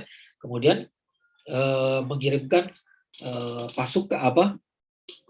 Rasulullah SAW itu bertemu sama orang tua di sekitar lembah Badar, ya. Jadi lembah Badar itu ada beberapa orang yang tinggal di situ, beberapa rumah kecil aja, gitu ya. Rasulullah SAW ketemu sama orang tua, ditanya, ya, apakah Mekah sudah ngirim pasukan, ya. Siapa yang bertanya? Ya, kata Rasulullah SAW, saya kasih tahu kalau Anda udah jawab pertanyaan saya, ya. Maka orang tua tadi jawab, iya, orang Mekah udah kirim pasukan, ya. Nah, terus dia nanya, jadi Anda dari mana? Anda orang mana? Gitu. Anda dari mana? Gitu ya. Maka Rasulullah SAW mengatakan, saya dari air. Orang tua tadi bingung mesti, dari air dari mana? Gitu ya. Apakah dari Irak? Apa dari mana? Gitu ya. Padahal dari air artinya ya lain, gitu ya. Manusia ini kan dari air, dari tetes air, gitu ya. Nah, itulah begitulah cara cerdiknya Rasulullah SAW, ya, untuk memperdaya seseorang supaya dapat informasi intelijen, ya. Dan hal itu dibenarkan. Namanya juga perang, masa kita jujur-jujur aja, gitu ya. Kalau perang nggak boleh jujur, ya. Nah, Ali, Zubair, Sa'ad bin Abi Waqqas, dan lain-lain, beberapa orang dikirim untuk mengumpulkan informasi lagi, ya. Nah, kemudian mereka melihat ada di lembah Badar itu ada beberapa sumur, gitu ya, gitu ya. Kemudian ada 2 orang yang lagi ngambil air dalam jumlah banyak, ya, berember-ember barangkali diambil, gitu ya. Ini kok banyak banget air yang diambil, ya. Maka 2 orang itu ditangkap, ya, dibawa ke hadapan Rasulullah SAW, ya. Ketika sampai ke rombongan pasukan, di situ ada artinya tempatnya Rasulullah SAW, gitu ya. Rasulullah SAW ternyata lagi sholat di tendanya, lagi sholat, gitu ya. Nah, maka tawanan ini ditaruh di luar, ya, diinterogasi sama Ali bin Abi Thalib, gitu ya, dan kawan-kawan, gitu ya, ditanya, gitu ya, kamu siapa yang nyuruh kamu minta mengumpulin air, ya, karena sekali lagi air yang dikumpulkan itu tidak wajar, jumlahnya banyak, gitu, ya. Siapa yang nyuruh kamu ngumpulin air, ya, dia nggak mau ngasih tahu yang sebenarnya, ya, digebukin, ya, digebukin. Setelah digebukin ngaku, iya saya disuruh sama orang apa, saya disuruh sama orang Quraisy, gitu ya. Quraisy dari mana, dari Mekah atau bukan, gitu ya. Dia nggak mau bilang, digebukin lagi, gitu ya. Dia nggak mau bilang, digebukin lagi, sampai akhirnya dia bilang juga saya dari Mekah, ya. Nah, begitu Rasulullah SAW selesai sholat, beliau keluar dari tenda lalu bilang, sekarang kita udah tahu bahwa memang orang ini orang ini disuruh ngumpulin air oleh pasukannya dari Mekah, ya. Kenapa sih ada pertanyaan dari Mekah tadi? Kok udah tahu orang Quraisy kok ditanya dari Mekah, gitu ya? Karena Rasulullah SAW punya feeling, ini kayaknya kita ketemunya bukan sama Abu Sufyan. Abu Sufyan kan bukan dari Mekah, bukan datang dari Mekah, dari Syam, pulang dari Syam, gitu ya. Nah, tapi orang yang ngumpulin air tadi mengatakan bahwa saya dapat perintah ngumpulin air dari pasukan yang datang dari Mekah. Nah, ya, jadi Rasulullah SAW sudah mulai tahu di situ. Oh, berarti pasukan yang kita hadapi ini sekarang tentara, bukan kafilah dagang. Ya, gitu ceritanya, gitu ya. Lalu Rasulullah SAW bertanya, berapa orang yang mereka bawa? Banyak. Ya, banyak tuh berapa, gitu ya. Maka kemudian Rasulullah SAW nanya, mereka bawa unta banyak nggak? Iya, banyak. Disembeli buat makan? Iya, buat dimakan. Berapa unta yang disembeli setiap hari? Ya. Ada 1 ekor unta itu bisa ngasih makan 100 orang, ya, 100 orang dalam sehari semalam, ya. Ternyata yang disembeli ada sekitar 9 unta, ya, ada 9 unta. Maka Rasulullah SAW menghitung, oh berarti minimal ada 900 atau 1000 pasukan, ya. Tebakan Rasulullah SAW tepat sekali, ya. Nah, kemudian Rasulullah SAW dapat informasi ada tokoh-tokoh Mekah datang ke situ, maka Rasulullah SAW mengatakan pada para sahabat, wahai semua orang, inilah Mekah yang membawa jatuh hatinya pada kalian, ya. Jadi semua orang-orang penting Mekah itu datang di perang Badar, dan itu kesalahan besar mereka, ya. Sehari sebelum perang, ya, setelah melihat perkembangan situasi, Rasulullah SAW nggak mutusin perang begitu saja, ya. Beliau mengajak para sahabat berdiskusi, bermusyawarah, gitu ya. Nah, Rasulullah SAW bertanya, ya, apakah kalian siap berperang bersama saya, kurang lebihnya begitu, ya. Maka Abu Bakar, Umar, dan Al-Miqdad, ya, langsung menyatakan kami siap, Ya, jadi bicaranya nggak siap doang, tapi panjang lah kalimatnya gitu ya. Pokoknya kami siap. Ya, Al-Mikdad tuh bahkan mengatakan kami pokoknya nggak bakal kayak kaum Bani Israel deh, ya, yang meninggalkan Nabi Musa alaihissalam. Ya, kan Bani Israel tuh pernah dikasih tanah yang dijanjikan Allah gitu ya. Kemudian ketika disuruh masuk ke wilayah itu, mereka nggak mau karena ada kaum yang sangat perkasa kata mereka. Ya, sampai-sampai mereka bilang gini ke Nabi Musa SAW, "Fadhhab anta wa rabbuka faqatila." Ya, pergilah kamu dengan Tuhan kamu berperanglah sana. Ya, jadi bisa-bisanya mereka nyuruh Nabi Musa SAW berperang. Nah itulah Bani Israel. Ya, Bani Israel zaman Nabi Musa SAW. Tapi Al-Mikdad mengatakan kami nggak bakal kayak gitu. Pokoknya kalau Anda berperang, kami juga perang. Ya. Nah, tapi masalahnya mayoritas pasukan Ansor itu, mayoritas pasukan Badar itu adalah orang Ansor.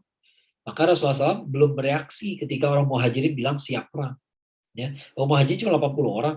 Ya. Kita menghadapi 1000 orang.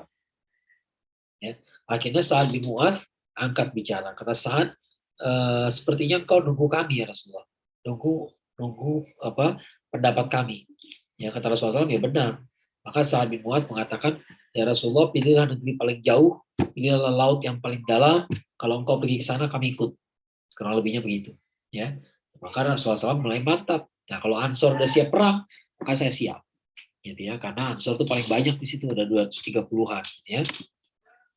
Kaum muslimin sampai duluan di Lembah Badar. Ya, lalu Rasulullah SAW ambil tempat, ini tempat kita di sini, gitu ya, basis kita di sini. Lalu ada seorang sahabat, orang Ansor ya, Al-Hubab ya, Al-Hubab bin Al-Mundir radhiyallahu anhu, beliau mengatakan, ya Rasulullah ini wahyu apa strategi?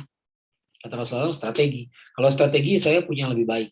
Ya, kata Al-Hubab ya, coba kita ambil posisi dekat mata air. Jadi ada mata air di situ, ada juga sumur-sumur. Kita ambil posisi mata air, kemudian semua sumur, semua kolam kita tutup. Kita kubur gitu ya. Kenapa? Supaya musuh nggak punya sumber air.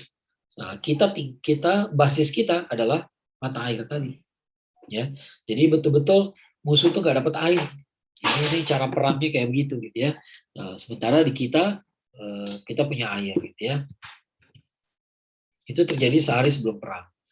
Nah, kemudian kaum muslimin ini atas usulan Sa'ad bin Mu'adz lagi. Sa'ad bin Mu'adz ini jadi sumbangsinya banyak juga gitu ya.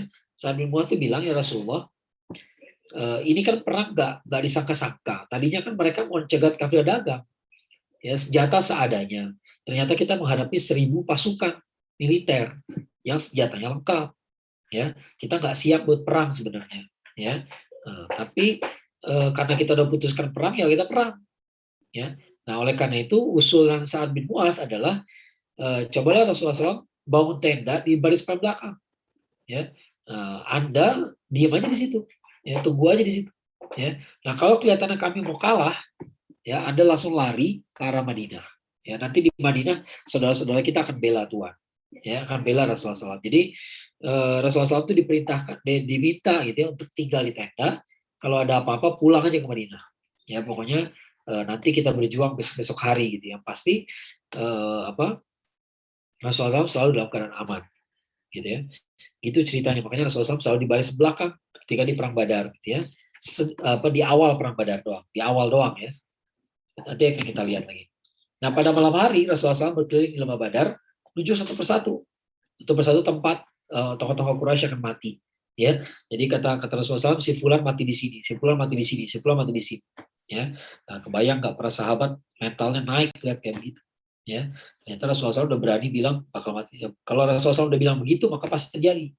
Ya, nah pasukan Mekah tiba pada malam hari. Baru malam hari mereka tiba, kelihatan sama pasukan Muslim. Ya, di ujung dari Lembah Badar situ ya.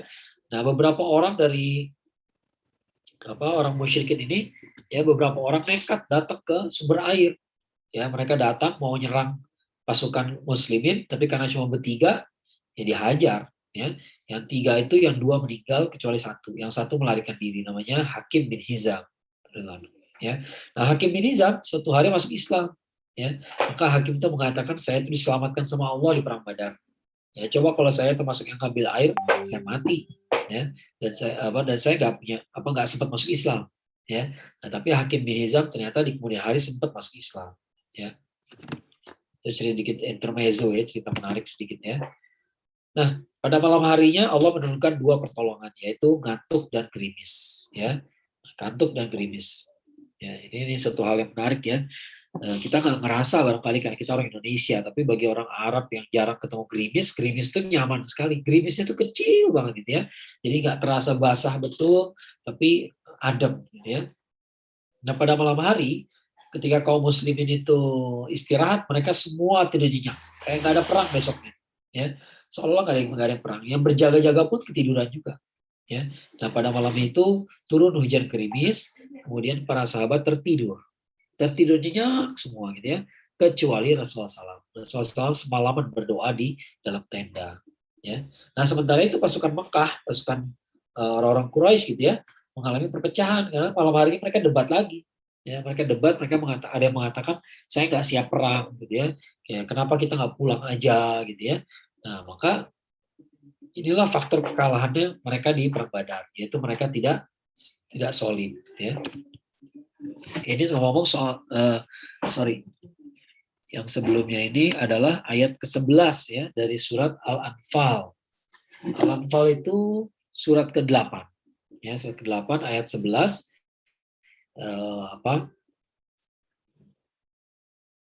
di mana Allah Subhanahu wa taala berfirman idz yughashikumun nu'as amanah ya. Jadi ketika Allah ingatlah ketika Allah menurunkan rasa aman ya minhu kepada kamu wa yunazzilu 'alaikum minas sama'i ma'an, dan Allah menurunkan dari langit itu air ya, hujan maksudnya gitu ya, liyutahhirakum bih ya, yang mensucikan kamu dengannya ya, wa yudhibu ankum rijzasy syayatin ya, dan bersihkan kamu dari kotoran-kotoran para setan gitu ya. Nah, itulah waliyar bita'ala qulubikum, dan Allah persatukan hati kamu wa yuthabbita bihil aqdam, dan Allah persatukan hati kamu dan meneguhkan kamu ya, meneguhkan perasaan kamu gitu ya. Jadi pada saat tidur nyenyak itu tandanya hati tenang ya, sampai sekarang pun demikian gitu ya. Kalau hati gelisah dia tidur gak bakal nyenyak ya gitu ya. Nah, tapi nggak tahu kenapa di malam hari menjelang perang kaum muslimin semuanya tidur nyenyak kecuali Rasulullah SAW. Ya, Rasulullah SAW berdoa terus gitu ya. Nah, kita tiba di bagian akhir kisah tentang perang Badar ya.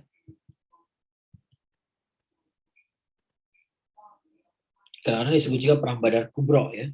Nah, perang Badar itu terjadi tanggal 17 atau 19 Ramadan. Ya, jadi belum pasti kapannya gitu ya. Nah, saat berperang Rasulullah SAW tetap tidak melaksanakan saum. Ya, meski demikian ada riwayat yang menyatakan bahwa sebagian sahabatnya tetap saum, sebagian lagi yang saum tidak mencela. Ya, jadi dua-duanya nggak saling mencela. Ya, maka artinya tahun kedua Hijriah itu Rasulullah SAW tidak saum, tapi beliau masih membebaskan, silakan aja kalian mau saum apa enggak. Ya, ini agak berbeda dengan sikap beliau ketika Fatu Mekah. Fatu Mekah juga terjadi di bulan Ramadan. Ya, nah waktu itu ketika Rasulullah SAW mendengar ada orang yang saum, tetap saum, maka kata Rasulullah SAW dia berdosa. Ya, kenapa? Karena ketika kita jihad, kita artinya ketika Fatu Mekah itu udah muncul aturan bahwa kalau lagi saum itu ada keringanan itu tidak saum bagi yang sedang berperang. Ya, tapi kalau di perang Badar ini belum keluar keringanan itu. Ya, maka Rasulullah SAW masih membebaskan aja, silakan yang mau berbuka, siapa yang mau tetap saum. Ya, yang pasti nggak ada mencela. Ya. Nah, ada Al-Aswad namanya dari Bani Makhzum. Dia adalah orang pertama yang mati di perang Badar. Ya, dia datang hendak mengambil air dari mata air, tapi dibunuh oleh Hamzah. Ya, nah, kemudian terjadilah pertarungan 3 orang. 3 orang itu adalah 3 orang yang sangat terkenal di Quraisy, yaitu Utbah bin Rabi'ah, Syaibah bin Rabi'ah, dan Al-Walid bin Utbah. Ya, jadi zaman dulu etikanya kalau perang itu ya harus 1 lawan 1 dulu. Ya, ada 1 lawan 1 dulu, kemudian setelah itu baru perang. Ya, 1 lawan 1-nya orang Islam, 1 lawan 1-nya orang pada zaman itu gitu ya, yaitu 3 lawan 3 jadinya. Ya, 3 orang gitu ya. Dari kalangan musyrikin ada 3 orang, dari kalangan muslim ada 3 orang juga, Ubaidah bin Al-Harith, Hamzah dan Ali. Ya, nah Hamzah dan Ali menang mudah, ya belum apa-apa udah menang gitu ya.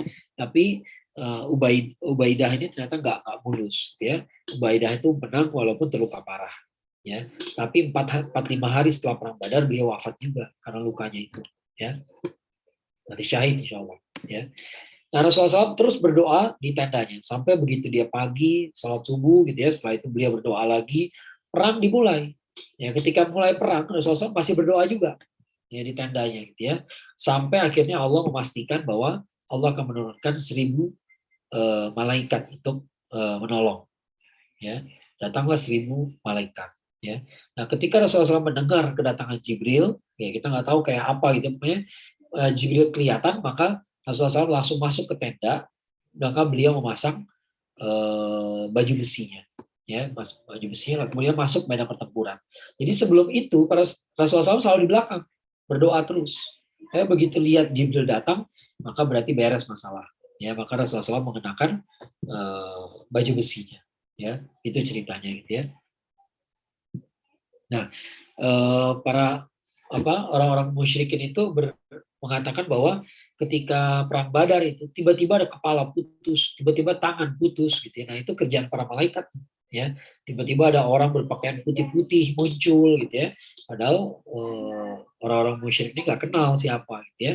Nah, jadi itulah para malaikat ya. Nah, Abu Jahal, ini sedikit cerita, beberapa cerita dari perang Badar gitu ya. Abu Jahal terluka parah karena 2 anak kecil, yaitu Mu'adz dan Mu'awidh. Ya, Mu'adz dan Mu'awidh. Mu'adz bin Amr al-Jamuh ya. Amr al-Jamuh, kemudian Mu'awidh bin Afra ya. Nah, ini 2 anak belasan tahun, 12-13 tahun ya. Nah, tiba-tiba ternyata dia menyusup ke pasukan Badar ya.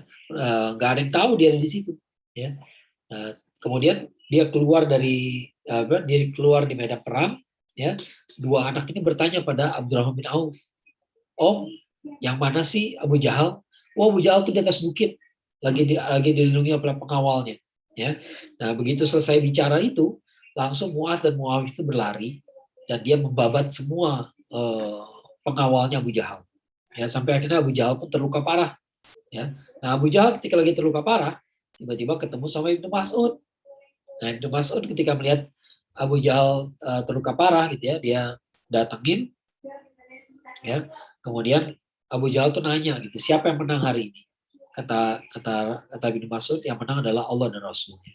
Ya. Nah, akhirnya Abu Jahal tuh mengatakan, "Apa saya harus mati di tangan kamu, anak gembala?" Ya. Karena Ibnu Mas'ud ini anak gembala ya. Nah, Abu Jahal tuh merasa gak pantas saya mati di tangan anak gembala. Ya. Nah, setelah bertanya begitu, maka Ibnu Mas'ud memotong kepalanya. Ya, kepalanya dipenggal, dibawa ke hadapan Rasulullah SAW. Rasulullah SAW ketika melihat kepala Abu Jahal langsung berteriak Allahu Akbar. Ya, gitu ya. Nah, kemudian ada tokoh lain, Umayyah bin Khalaf. Umayyah bin Khalaf itu terbunuh rame-rame. Ini menarik juga, ini melibatkan Abdurrahman bin Auf juga. Jadi Umayyah bin Khalaf dulunya sahabat dengan Abdurrahman bin Auf. Ya. Di tengah perang, Umayyah itu menyerahkan diri kepada Abdurrahman bin Auf. Maka dilindungi oleh Abdurrahman. Ya. Nah, ketika dilindungi itu, ketemu sama Bilal. Bilal ini kan orang yang disiksa sama Umayyah bin Khalaf. Gitu ya. Nah, ternyata ketika ketemu Bilal, Abdurrahman bin Auf udah bilang ke Bilal, "Jangan ganggu, ini tawanan saya." Ya, tapi ya, ternyata Bilal itu berteriak, ya, "Wahai kaum muslimin, ini dia Umayyah bin Khalaf yang jahat itu. Kalau dia mati, saya mati kalau dia hidup. Ya, saya mati kalau dia hidup." Maka datanglah kaum muslimin dari berbagai arah gitu ya. Kemudian mereka membacok Umayyah bin Khalaf sampai terbunuh. Ya. Nah, jadi Umayyah bin Khalaf itu matinya bukan di tangan Bilal, tapi mati karena perintah Bilal. Ya. Kemudian ya, sebelum terbunuh, Umayyah itu sempat bilang ke Abdurrahman bin Auf gitu ya, "Kamu kenal nggak orang yang berperang tadi pakai bulu di atas kepalanya gitu ya?" "Oh, itu namanya Hamzah." Ya, Hamzah. Maka kata Umayyah, "Oh, kami tadi dibuat kocar kacir sama dia." Ya, artinya dia tuh yang membawa kerusakan paling besar bagi kami. Ya, nah, itulah gambaran kehebatannya Hamzah gitu ya. Dan terakhir setelah 3 hari di Badar, dalam Badar, maka Rasulullah SAW pimpin rombongan pulang. Ya, jadi 3 hari di lembah Badar, mengobati yang sakit, menguburkan yang sudah meninggal, maka beliau memimpin rombongan pulang. Ya, di tengah jalan Rasulullah SAW baru sadar ternyata ada Uqbah bin Abu Mu'ayth. Uqbah bin Abu Mu'ayth itu yang numpahin kotoran unta umur Rasulullah SAW. Ya, pernah numpahin kotoran unta ketika Rasulullah SAW sedang sholat di depan Ka'bah. Ya, maka begitu sadar ada Uqbah bin Abu Mu'ayth, Rasulullah SAW merintahkan rombongan berhenti, kemudian mengeksekusi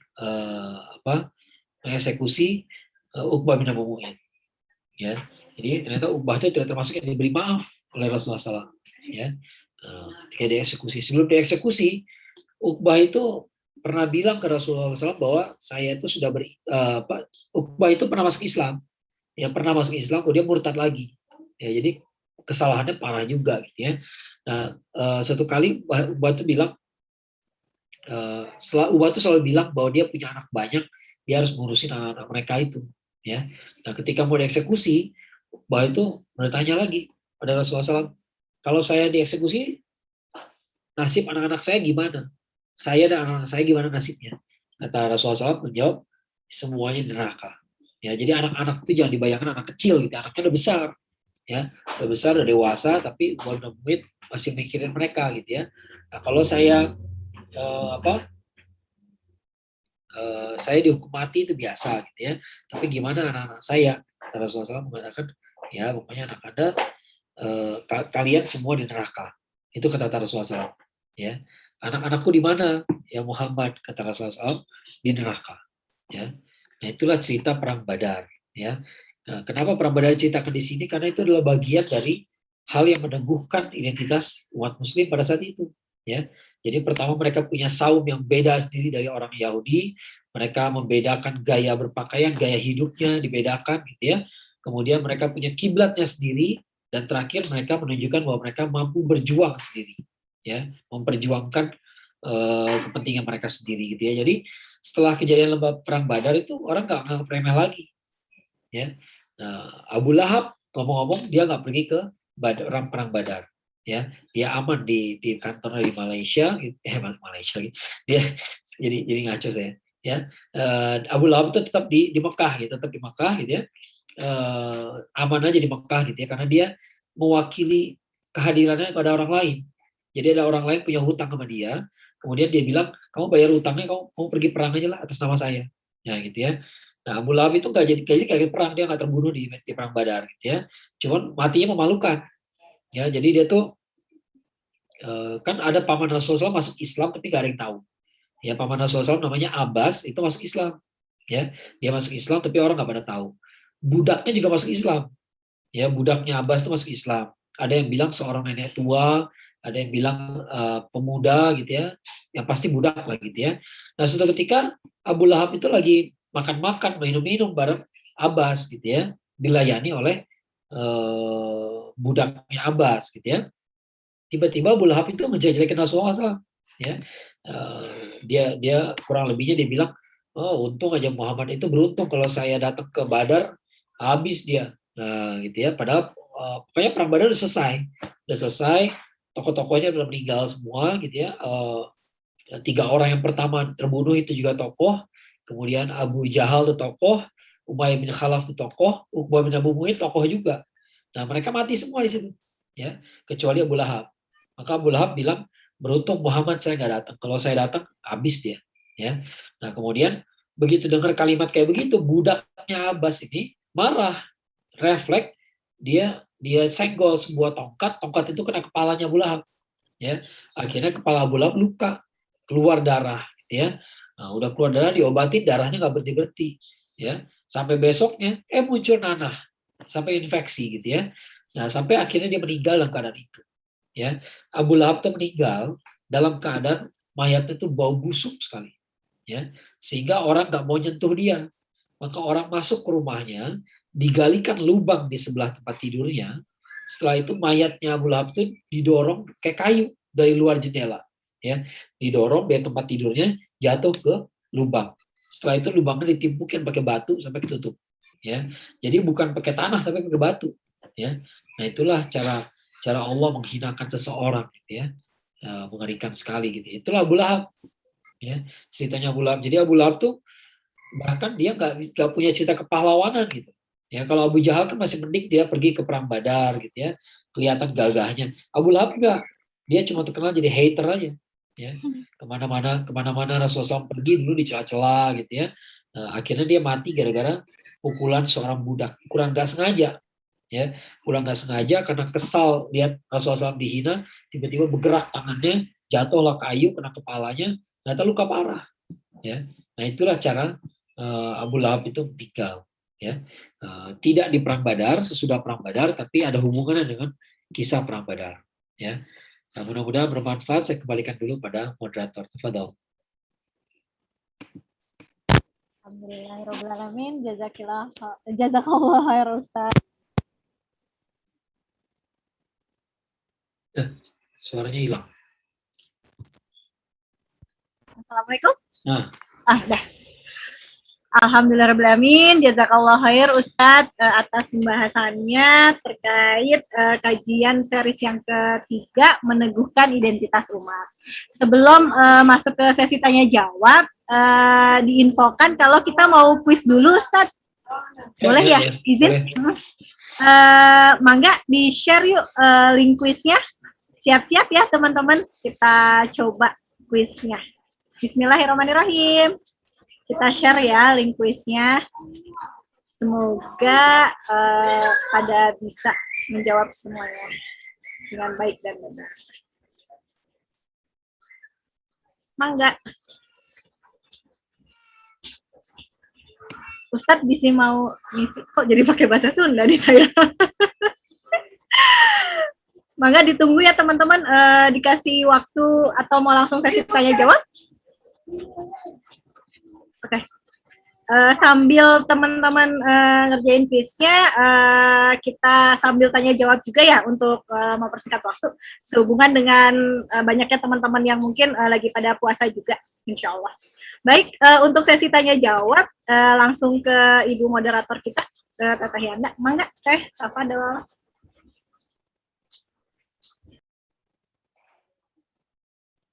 Ya, makasih Teh Astrid. Suara saya kedengeran nggak ya? Ya. Ya Ustadz, ada banyak pertanyaan nih Ustadz yang udah masuk. Kita langsung aja ya Ustadz. Pertama nih Ustadz, Assalamualaikum, mau bertanya.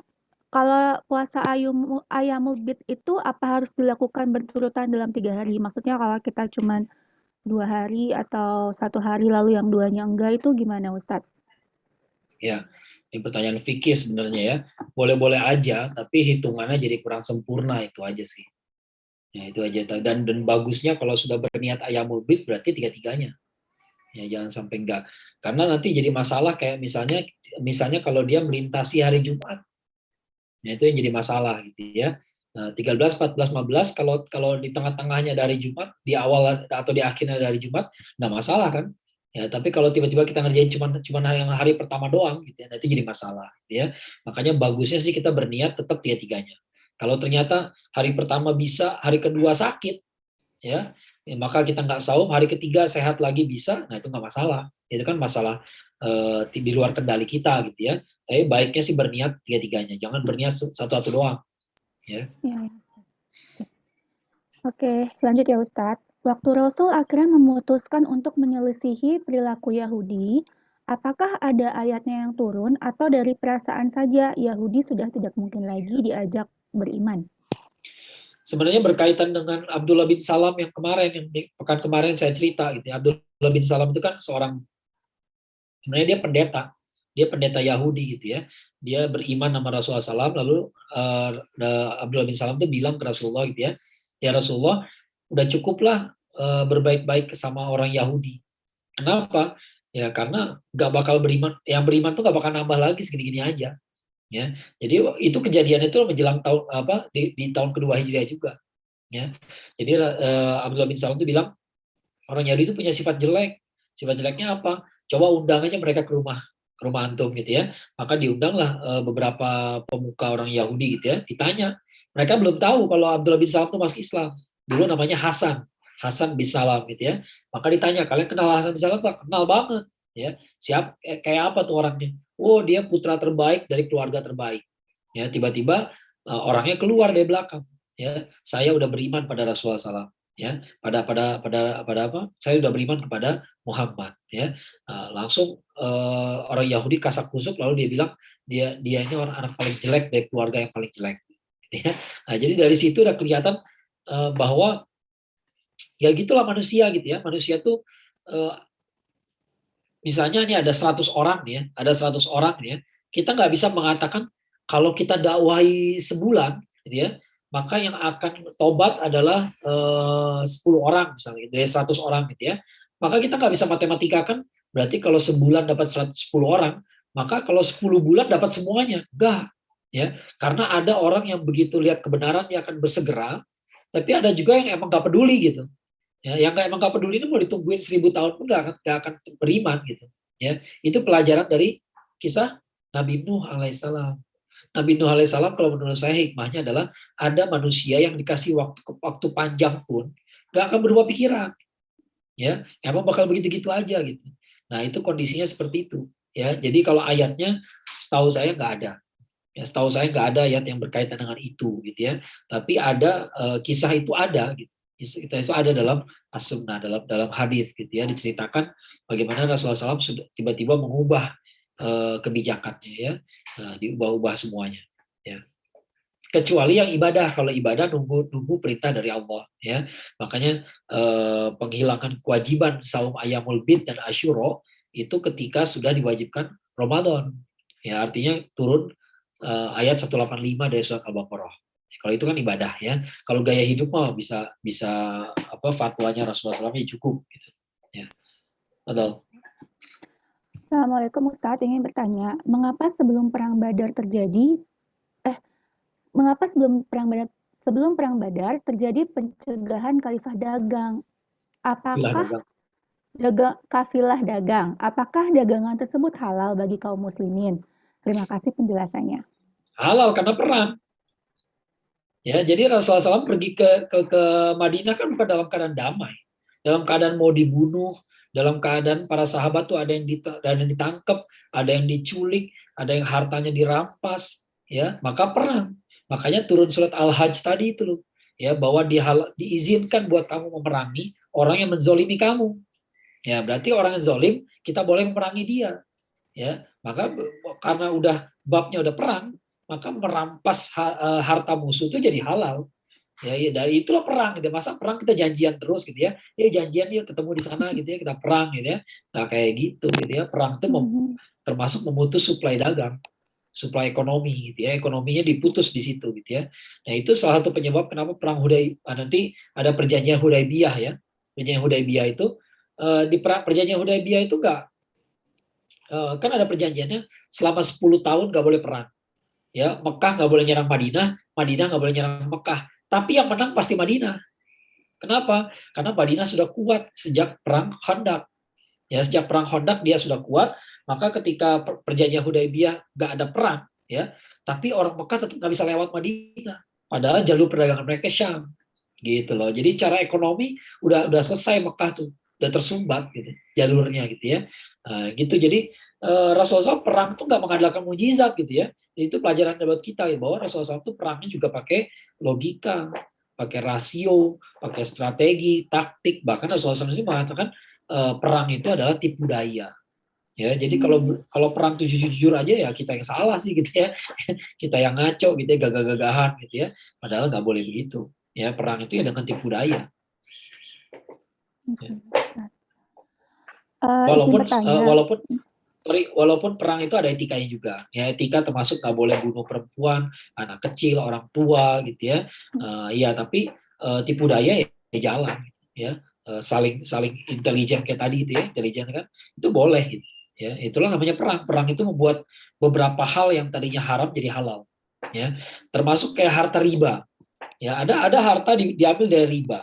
Ketika dia diperoleh sebagai harta rampasan perang, dia jadi halal. Dia jadi halal. Orang nggak bertanyakan lagi ini harta halalnya dia apa enggak ya. Ya pokoknya udah jadi ghanimah, ambil aja. Ya. Nah, itu jadi perang itu memang membuat beberapa hal jadi halal. Ya, Fadol. Ustadz, lanjut.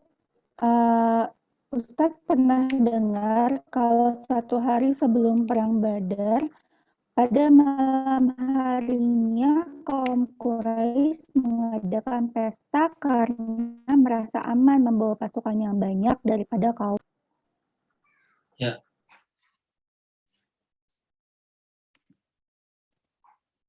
Tes. Putus suaranya. Oh, putus ya Ustadz. Ya, gimana tadi habis pesta? Ya, pesta karena merasa aman membawa pasukan yang banyak daripada kaum muslimin. Mohon penjelasannya Ustadz. Iya benar. Jadi mereka berpesta walaupun pimpinannya berantem. Pimpinannya berantem karena sebagian mereka nggak merasa perlu berperang lagi, gitu ya. Kan mereka berpikirnya pragmatis juga gitu. Buat apa sih perang gitu ya? Kalau kan mereka datang mengamankan rombongannya Abu Sufyan. Ya, tapi Abu Sufyan udah lolos gitu ya. Jadi walaupun Bani Zurrah itu udah pulang, malamnya mereka masih berdebat lagi. Ya, mereka bisa berdebat lagi, tapi Abu Jahal ngotot ya, pokoknya kapan lagi kita bunuh Muhammad, udah gatel deh kayaknya gitu ya. Tapi ternyata dia yang terbunuh ya. Itu jadi memang mereka pesta-pesta malam hari gitu ya. Itu yang cerita yang sering kayak saya jadikan contoh gitu ya. Saya mengatakan bahwa orang yang betul-betul bahagia itu bukan yang malamnya party-party, tapi yang malamnya tidur nyenyak. Ceritanya itu perang Badar itu gitu ya. Ya yang party-party itu ya Kak, paginya mati. Ya yang celaka itu yang party-party malam hari, yang selamat itu yang malam hari tidur. Ya tidur nyenyak itu suatu kemewahan dari Allah Subhanahu wa taala. Apalagi tidur nyenyak sebelum perang. Orang tuh kalau perang tuh adrenalin naik gitu ya, semangat kayak atau ketakutan. Ya, ini malah tidur semua. Ya, tandanya Allah memberikan itu disebut memberikan sakinah.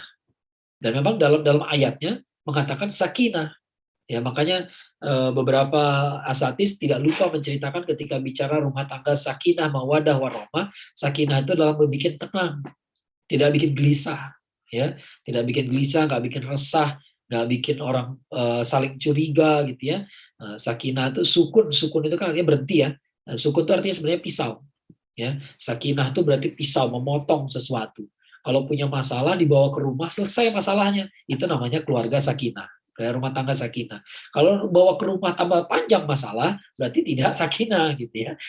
Ya kalau sampai orang lebih memilih udah ngopi-ngopi aja deh, udah pulang kerja daripada cepat pulang gitu ya. Nah itu udah masalah tuh. Itu aja udah masalah tuh. Ya, itu aja udah masalah gitu ya. Jadi kalau suami lebih memilih nongkrong-nongkrong dulu daripada pulang, walaupun nongkrong itu masih lebih baik daripada dia pergi ke tempat lain lagi gitu ya. Nongkrong itu lebih baik, tapi itu pun udah masalah. Ya, harusnya dia penat pikiran, pengen pulang. Nah, gitu ya. Begitu pulang, pikirannya hilang masalahnya. Nah, itu namanya sakinah, gitu ya. Jadi sakinah itu adalah ketika masalah itu putus gitu. Makanya orang bisa tidur gitu, ya. Makanya sekarang orang-orang pada depresi dikasih apa? Obat tidur kan. Ya, dikasih obat tidur ya gimana lagi, ya. Walaupun dia obat itu bikin dia tidur tapi tidak buat masalahnya hilang. Tidak buat depresinya hilang. Begitu udah hilang pengaruh obat tidurnya, depresi lagi. Ya.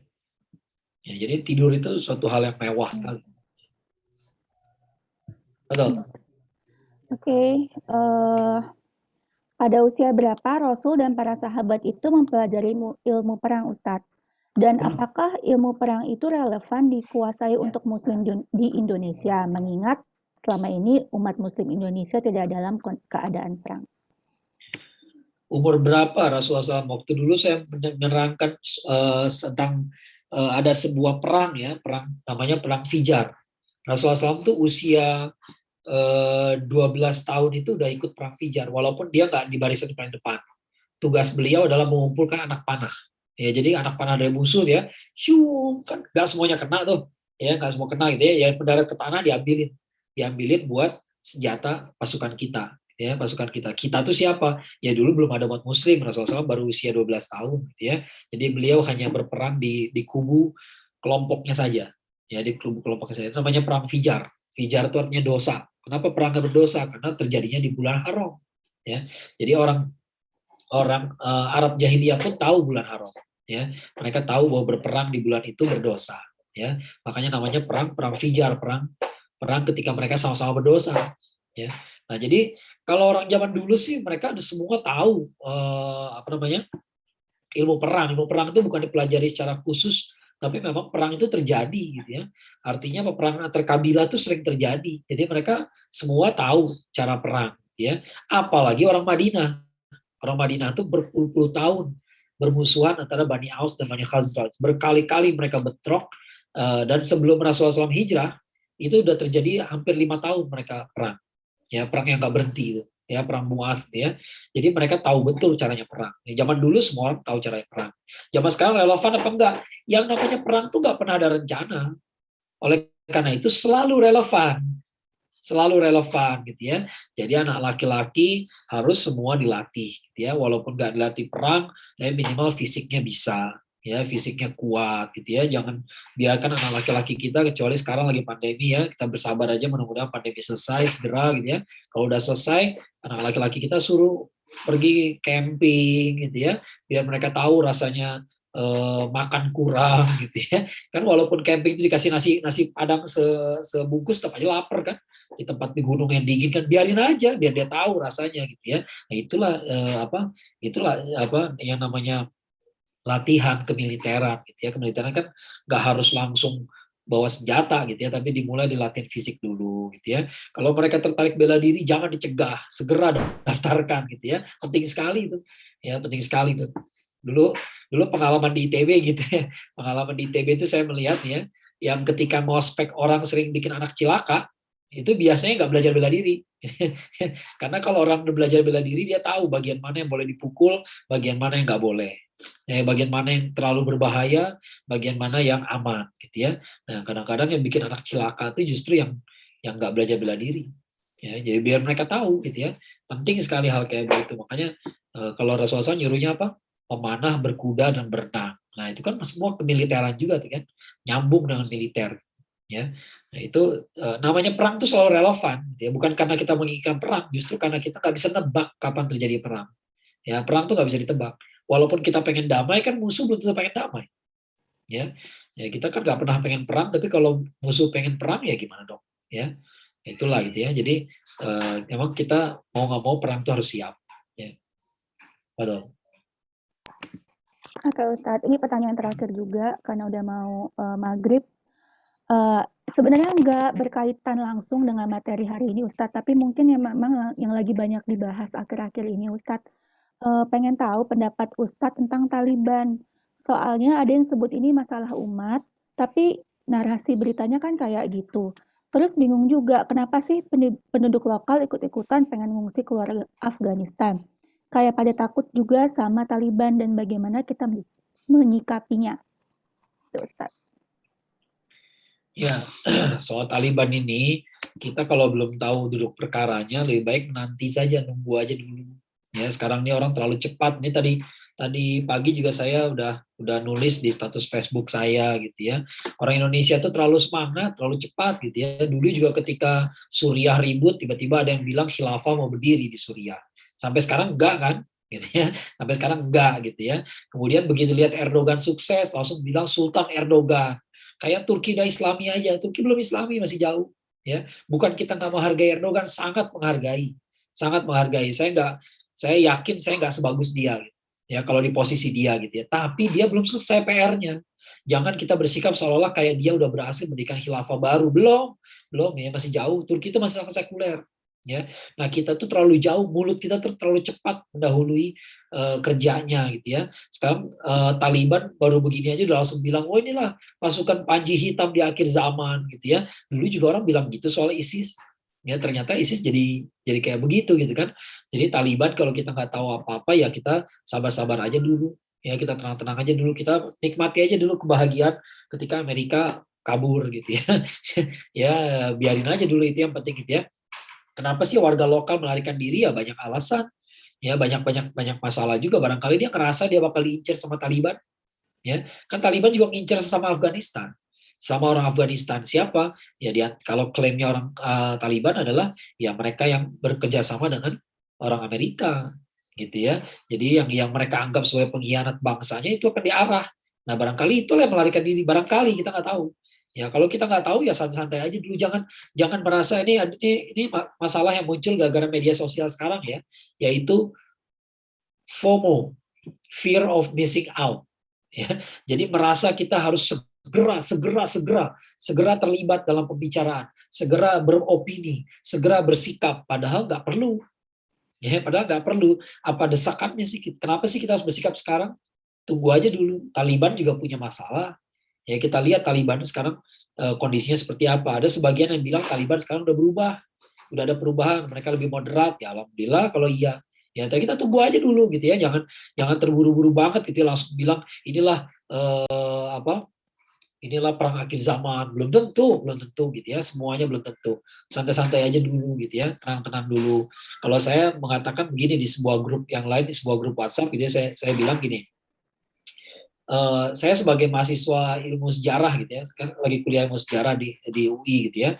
Sebagai mahasiswa ilmu sejarah, saya ceritakan ilmu sejarah itu bicara soal peristiwa. Peristiwa itu selalu berkelit-kelindan. Gak pernah ada peristiwa jalan sendiri, gak pernah. Makanya dalam kajian sejarah justru gak disukai kajian biografis. Kenapa coba? Karena biografis itu kan tentang satu orang. Seolah-olah satu orang itu bisa bikin perubahan. Padahal nggak pernah terjadi. Ada satu orang bikin perubahan, nggak. Ya, selalu satu orang itu dapat bantuan dari orang lain, dapat bantuan dari situasi dan lain-lain. Saya kasih contoh misalnya, Indonesia merdeka kenapa? Karena kekuatan perjuangan kita. Alah, itu bahasa isi pelajaran PKN, ya, bukan pelajaran sejarah gitu ya. Kita tuh bisa proklamasi 17 Agustus gitu ya. Itu gara-gara tanggal 6 dan tanggal 9 Agustus Jepang dibom atom. Kalau Jepang nggak dibom atom tanggal 6-9 Agustus, belum tentu kita merdeka tanggal 17. Ya, bisa jadi bulan-bulan berikutnya. Ya, karena 2 bom atom itulah yang bikin Jepang lumpuh. Padahal tentaranya masih banyak di Indonesia, tapi mereka nggak bisa berbuat apa-apa. Ya, karena negara mereka ini udah hancur. Ya. Nah, kenapa Jepang bisa menguasai Indonesia tahun 42? Kan ada Belanda. Karena Belanda itu lagi disikat sama Jerman di Eropa. Ya, jadi Belanda itu sampai Ratu Belandanya ngungsi keluar Belanda pada saat itu. Ya, jadi bukan karena kehebatan Jepang maka Belanda hengkang, enggak, tapi kan ada situasi lain, ya, dan bukan karena kehebatan kita juga maka Jepang jadi nyerah, bukan, tapi gara-gara ada situasi lain. Nah sekarang apakah Taliban mengalahkan Amerika? Itu narasi yang tepat barangkali bisa diterima untuk jurnalistik, ya, tapi untuk kajian sejarah nggak bisa, ya. Taliban tidak mengalahkan Amerika. Kenapa? Amerika mundur dari perang, itu yang benar. Ya, jadi bukan dikalahkan, tapi dia mundur. Mundurnya kenapa? Apa karena nggak pede? Belum tentu. Bisa jadi karena lost interest, bisa jadi karena udah malas keluar duit, kebanyakan keluar duit, gue nggak butuh lagi Afghanistan, gue tinggalin aja. Ya, kita nggak tahu. Ya, kan Joe Biden juga diserang di dalam negerinya kan, disuruh mundur dari Afghanistan, dari Irak gitu, karena nggak bisa duit. Setiap tahunnya habis 10 triliun, ya 10 triliun habis duitnya gitu ya. Jadi belum tentu karena takut sama Taliban gitu ya. Narasi-narasi yang sekarang beredar di Indonesia, Taliban berhasil mengusir Amerika, enggak, saya bilang gitu ya, enggak tuh, ya, berlebihan. Ya, di Indonesia, orang Indonesia ini kadang-kadang mulutnya terlalu cepat. Saya ingat banget dulu ada SEA Games di Chiang Mai, Thailand. Itu adalah SEA Games pertama kita kalah, Indonesia kalah, dan itu adalah SEA Games pertama di mana kita pakai slogan kita pasti menang. Gitu ya. Ya belajar dari pengalaman gitu loh. Udah sering kita kualat gitu ya. Udah sering kita kualat, kita bilang pasti menang, pasti kalah gitu. Ingat banget deh ya. Dulu juga gitu Piala Tiger. Piala Tiger dari awal kita bagus. Lalu begitu final malam Malaysia kita bilang, udahlah Malaysia kita hajar aja. Kalah kan. Gitu ya. Nah, jadi mulut kita tuh yang kadang-kadang bikin kita tuh jadi kalah gitu ya. Nah, kalau menurut saya nggak bicara soal mulut sih, intinya adalah kita ini nggak usah menyikapi terlalu cepat juga kok, ya, tenang-tenang aja lah gitu ya. Nah, mungkin ada yang punya informasi lebih dalam, ya, maka dia bisa bersikap. Tapi kalau kita nggak punya, ya udah santai aja dulu, tenang-tenang dulu, kita lihat-lihat dulu aja, ya, nggak usah terlalu khawatir. Yang pasti Talibannya Muslim, itu yang pasti.